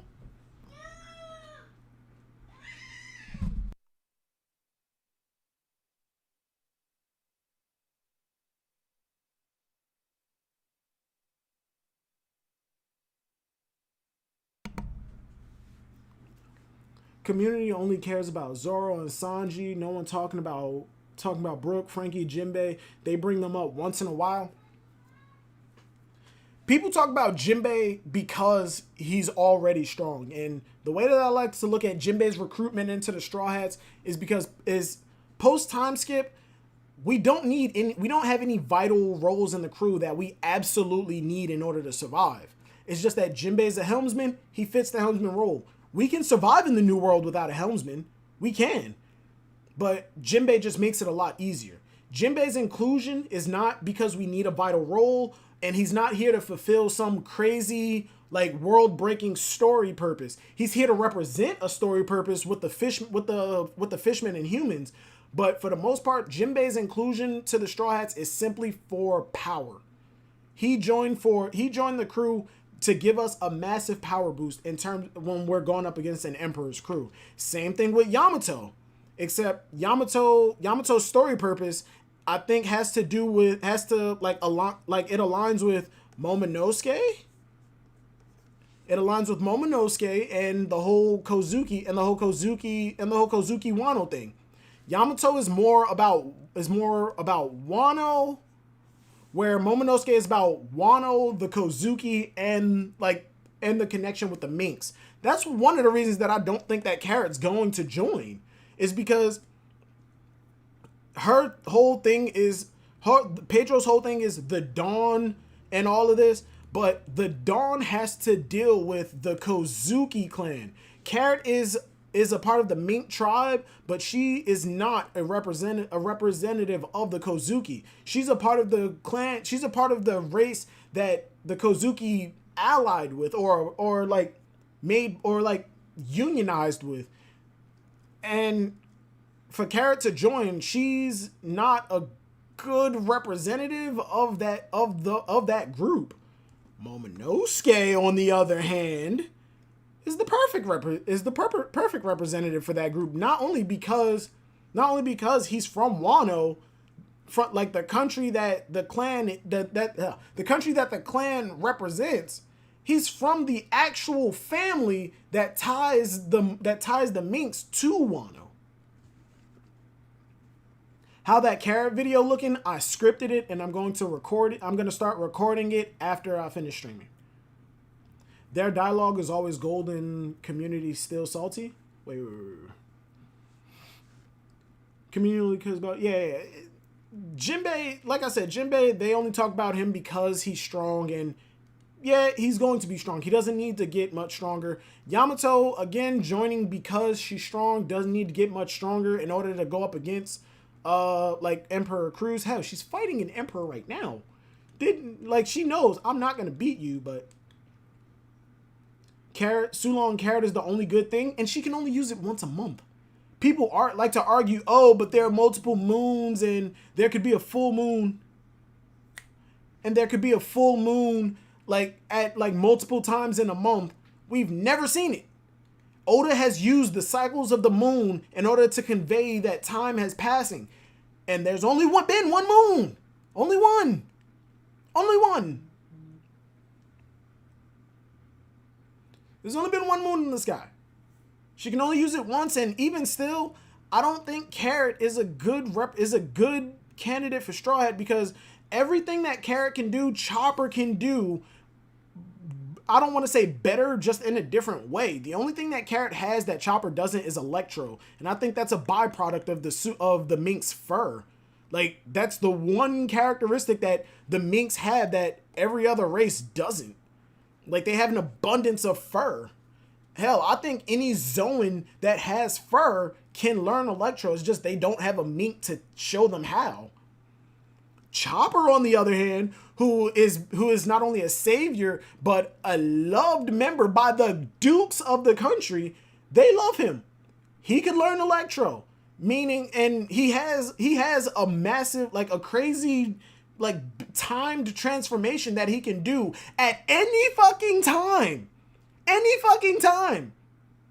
And after he uses it, he's KO'd for a big amount of time. That sounds like Sulong. Except instead of it making him fast, he becomes stronger. And with his new Rumble Ball, he can do it longer than Carrot can go into Sulong. Hell, before Carrot went Sulong, before he even got his new Rumble Ball, with Caesar helping him, he was all ready to go be in Monster Point longer than Carrot did Sulong. Oh, Edens, you're here, bro. You read Radiant. You know what Radiant is. A couple of y'all know what Radiant is. I think that Chopper's Monster Point is a cheat way to get to his awakening form. And just hear me out. You probably already know where I'm going with this, but I think that Chopper's full awakening is he's gonna have Berserk mode again too. He's gonna go Berserk mode again. But his full fucking awakening form, because he's a reindeer and it's a human fruit, and he has a human fruit, but we don't have the model. Everybody keep telling me, oh, that's because he doesn't need the model. He's just the human fruit. How come every other fruit has a model? Even Sengoku, who has a human fruit, has the model Buddha. What is Chopper's model? I don't know, but I think it's some crazy shit, because when Chopper goes full human form, he's not human. He's not fucking human. So that has to be a specific reason as to why he's not human. Every other fruit, when you go from your base state of whatever you are into the full form of what the devil fruit can transform you into, you're transforming into that full devil fruit model. Chopper does not become a human. Hold on, give me a second. Give me a fucking second, because I want the picture. I need the picture. In either way, Radiant, yes, yeah, Radiant, there's a character in here called Mir. but people like fucked up his name and he's Merlin. They thought that he was a great sorcerer named Merlin who rode a reindeer, but in reality, Merlin is, I think he's a pixie. Yeah, he's a pixie. He's a pixie human hybrid, but his full form is like this monster deer thing that just went fucking berserk. It went fucking berserk. He fucking lost it. Went, no spoilers, not spoiling that. Read Radiant. Oh my God. Let me see if I can, Merlin, do I have it? No, I don't have it. Fuck. Pictures. Let me see. Merlin. No! Merlin. Bro. Yeah, Merlin's berserk, like his full form when he goes berserk. That's what I'm hoping that Chopper's full awakening is. Shit was gas in the manga when that shit happened, and then Seth went like his fucking berserk mode. I was like, it's about to go down. And then fucking he jumped, like Merlin jumped onto the mountain, looked over at the airships, and he just started, read Radiant. If you're gonna watch the anime, okay, watch it just for the visuals and to catch up. But Jesus fucking Christ, when you get to the war and you watch him go fucking crazy, I need to know your, like, people's reactions. Yo, JDB, what's going on, man? Yo, Silvers, what you think? Will Yamato call Kaido father at the end of their fight? I see Kaido not answering her question until she calls him father, but who knows? Excuse me.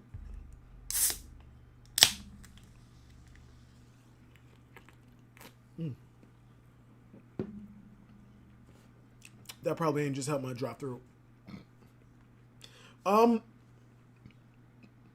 Like I said, I think Kaido is going to be, I fuck with Mir. Absolutely! And then you find out that fucking Alma and Seth's teacher, they all know each other. They're part of like some huge grand council of like great sorcerers and shit, bro. When the dude in the pot asks Mir like, yo, how you doing? I heard about what happened. And Mir was like, yeah, I'm doing okay. But you know he not doing okay. It was, oh my God.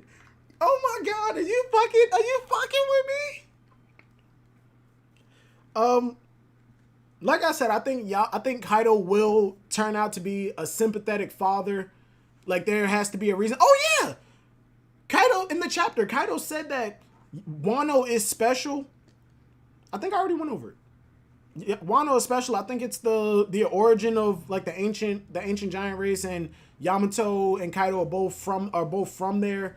Onigashima is the original like spawn location of the ancient giant race. It's the original home. That's why Kaido chose Wano. The continent pullers probably pulled together Wano and placed them together. I actually do subscribe to that theory. I like it. And that's why Kaido wants Wano, because it's his original home, and he wants Yamato to be. Silvers, you review other manga weekly? I don't review other manga. I don't. But yeah, I think Kaido is going to be a sympathetic father in terms of like he wants Yamato to be strong so he can reclaim their original home, and that's why he wants Yamato to be the shogun. Wano has become a strong country, so he's not going to destroy it, but he is going to remake it in the image that he wants, and he's going to let Yamato, and he wants Yamato to reclaim their home and continue to keep it their home. And him wanting to die, shit, I got a headache. Ooh, I'm starting to get a headache. And he wants to die of like a fantastic, that warrior's death, that amazing death, because it's honorable. That's the Wano side that's leaked into him. And do I think she'll call him father after he's defeated? Yeah, I do. Not even Dr. Stone. Why? I've actually never read Dr. Stone. I've seen clips from the anime, And I've seen like panels here and there, and if anything, those panels has confused the fuck out of me. I have no idea what's going on. I know that people turn to stone, and then like 3,000 years later, like some genius kid came out of his stone form and he started bringing more and more people back. I know there was one scene that when a lady who was walking her dog turned to stone and she was still holding the leash, but the dog didn't turn to stone. That I felt bad for that dog. But yeah, I've never read Dr. Stone. And the reason that I don't do other series weekly, Dr. Stone is gas, bro, I've heard. The reason that I don't do other series weekly is because of how into One Piece I am. And the reason that I started my One Piece, that I started a channel in the first place is to get more interaction with people who who enjoy talking about One Piece. There's like at first I was on Reddit, then I joined Oral Jackson, and then I started like going through the One Piece YouTube community, and eventually I made my channel.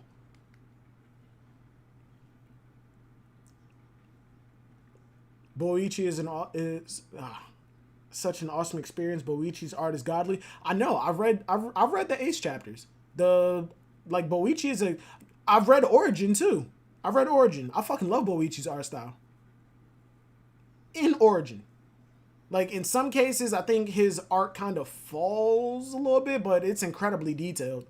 And I know that he enjoys the science of how certain abilities work.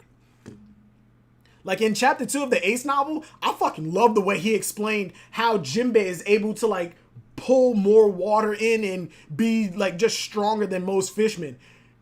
Jinbei is doing fucking Tai Chi movements to where he can pull water from like the moisture out of the air, and it combines with the moisture on his skin, and that's how he's able to create more water than most fishmen. And I fucking love that. Like him and Ace were fighting, and then Ace was like, how the fuck is he pulling all of this water? Where is it coming from? And then Ace just stopped and focused a little bit. He saw and felt the moisture in the air like moving away, and he just focused and saw droplets of water forming towards Jinbei. I fucking loved it. I also like how Boichi sets up fights. Especially my only like frame of reference is the Ace novel and Origin, because like when Boichi sets up fights, it starts off to where the characters monologuing makes sense. Luffy walking into Arlong Park, punching the shit out of Arlong, and then Arlong just gets up and starts monologuing. That doesn't make sense. It doesn't. Luffy doesn't know how strong Arlong is, and Arlong knows he's stronger than Luffy. If anything, Arlong would have charged back at him like, "Who the fuck you think you punching?" But in the second part of the second chapter of Ace, when Jinbei's first introduction, he forms up a giant globe of water and then shoots out of it from a far ass distance away, and he goes to punch at Ace, and Ace blocks it. Jinbei looking at Ace, his hand is burned. Jinbei stands in front of Ace like they're staring each other down. Jinbei knows that he can block my attacks and he can burn me. That shit hurts. And Ace, when he blocked it, he was like, holy shit, this fucking hurts. I'm a Logia. I have hockey, and this shit still fucking hurts. So they're staring each other down, waiting for the next person to make a move. So when they start talking, it makes sense, because nobody's going to attack, because they know that the other person can either defend against it, or that they can hurt me. So the monologuing makes sense. Instead of just, I punched you and now all that hurt, so you're the son of fucking dragon. I'm going, like, no, motherfucker, hit him back. Hit him back. Why are you sitting on the floor talking? Get up. Such an awesome experience. Senku as an MC, one of the best ever already. I don't even have Dr. Stone on my reading list. That's how not into it I was. I don't know how to describe it. Exhibiting the world I'm looking for. Imagine if we see Daddy Masterson again. He's actually OD. Daddy Masterson is technically canon. When Oda said that, oh my God.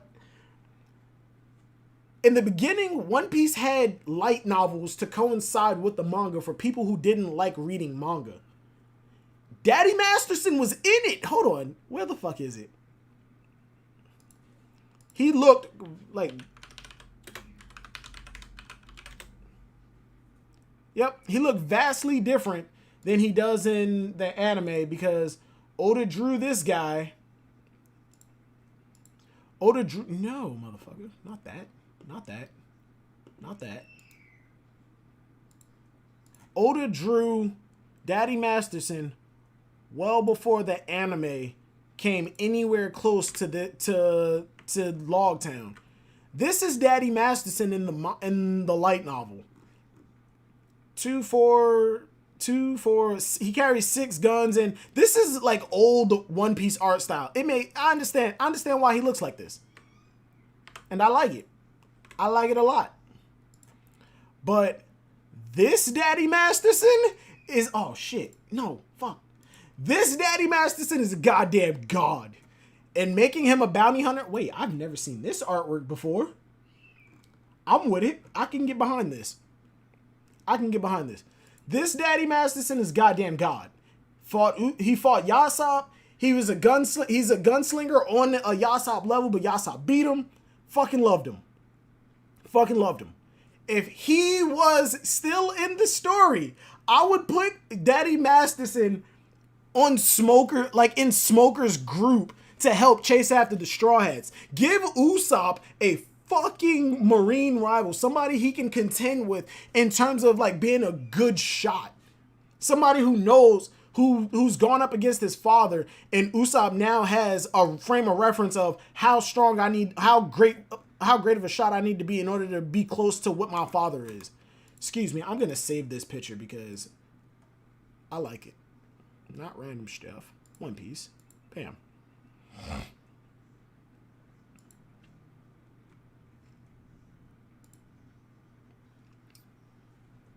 I haven't read previous works of Boichi's. His paneling is phenomenal, and moments in the manga are so vibrant. It's so hard to adapt them in an anime. Oh, absolutely. Wait, did Origin get an anime? I'm not sure. I haven't read or watched Dr. Stone, so I'm not 100% sure. What's your favorite manga in terms of artwork and design? I'm going to choose not to answer that because it all depends on how the artwork is conveyed. Because some points I like One Punch Man. I think that artwork is fucking amazing. I like Boichi. But then there are some scenes in One Piece where I'm like, this shit looks way better than anything that I've ever seen previously. And I'm still referencing like One Punch Man and Origin. I like Radiant. I like simplistic artwork, like minimalist stuff that can still come off as extremely detailed. But there's a manhwa that I think it got canceled. It's called Mercenary Maruhan, or like the English name for it is Warlord. I spelled mercenary wrong.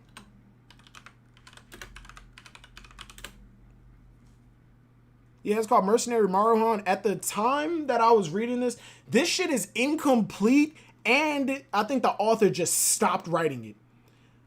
There's a shot of the main character when he wakes up in like inside.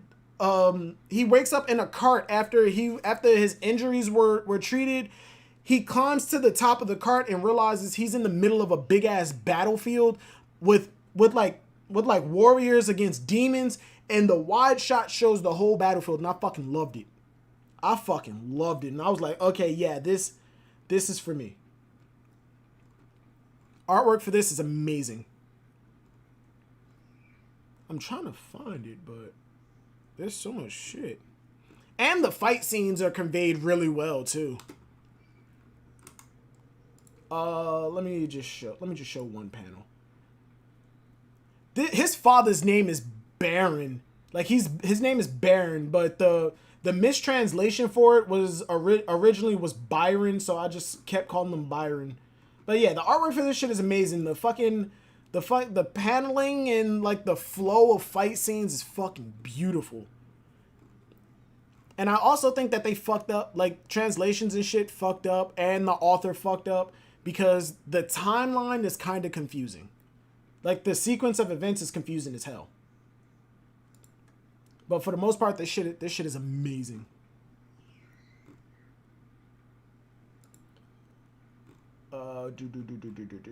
And like allies of circumstance, like it actually makes sense as to why the person that I was just fighting and the person that slaughtered the entire camp of soldiers that I was in, he actually makes it make sense of why we're allied right now. Because I thought you were the enemy, but no, this person's actually the enemy. We still have beef. Like you fucking killed all of my friends, but we need to take him out, and he's the priority. Yeah, Murata's art is iconic. Do you think art is a big deal, and does it affect your reading experience? I absolutely do, but artwork, it does affect the experience. But once you get, hey, what up? Hey, Fender dude, what's going on, man? The artwork does matter at first, but if you get invested in the story enough and you can learn to look past the artwork a little bit, I think that it makes a lot. It becomes way more engaged. The story is what brings you in more than the artwork, but you'll still notice the artwork. If you don't believe me, just look at Ruby. The first few seasons of that shit, oh my god, it's an assault on your eyes until you get to a fight scene. Early Ruby fight scenes are beautiful. Rest in peace, Monty. Rest in fucking peace, Monty. His choreography was absolutely phenomenal. But early Ruby animation was bad, but it was stylistic. It made you look at it and go, okay, this world is about color. Every character is colorful is colorful in a certain way, and they stand out just like any normal cartoon where you look at characters in a crowd and go, huh, they're the main characters. But early Ruby also had shadow people. Like if you weren't a main character, they weren't wasting time like giving this person a character design. It was just a black silhouetted character, so you focused on those main characters.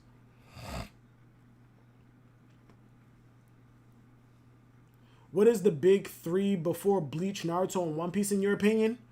Before Naruto, Bleach, and One Piece, it was Dragon Ball and Kenshin. And in terms of what sold the most, and what carried Shonen Jump, I think it was just Dragon Ball. Yeah, I think it was just Dragon Ball in terms of what sold the most. But in terms of their most popular series, it was Dragon Ball, Kenshin, and Yu Yu Hakusho. No, Dragon Ball, Kenshin, and Hunter x Hunter. There it is. What sold the most? It was Hunter x Hunter, Dragon Ball, and Kenshin. Before Hunter x Hunter, Yu Yu Hakusho, Sailor Moon, and Dragon Ball. Like there were times, but in terms of what carried Shueisha, it was Dragon Ball all the way up until it ended. And then Naruto, One Piece, and Bleach carried the company for a long time.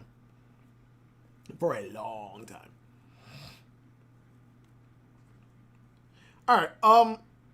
We've been going for, how long has it been? It's been 3 hours and 5 minutes. I've gone an hour over the limit.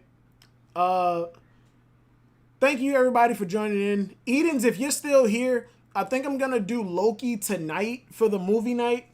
And we're going to start doing those every Friday. Subscribe to the channel if you haven't. Join the Discord. Talk shit. We got manga recommendation channels. We got a Radiant channel. So anybody who does pick up Radiant, you give me your fucking opinions. I want Radiant to be talked about a lot more. So much more. Your hockey bloomed? Yo. I want Radiant to be talked about so much more than it is. Because I saw on Twitter recently, somebody said, don't talk shit about Radiant. No, somebody said, don't talk shit about Radiant. And then somebody else built on the Twitter and was like, on that tweet, it was like, talk shit about Radiant. We need exposure. The community is dead.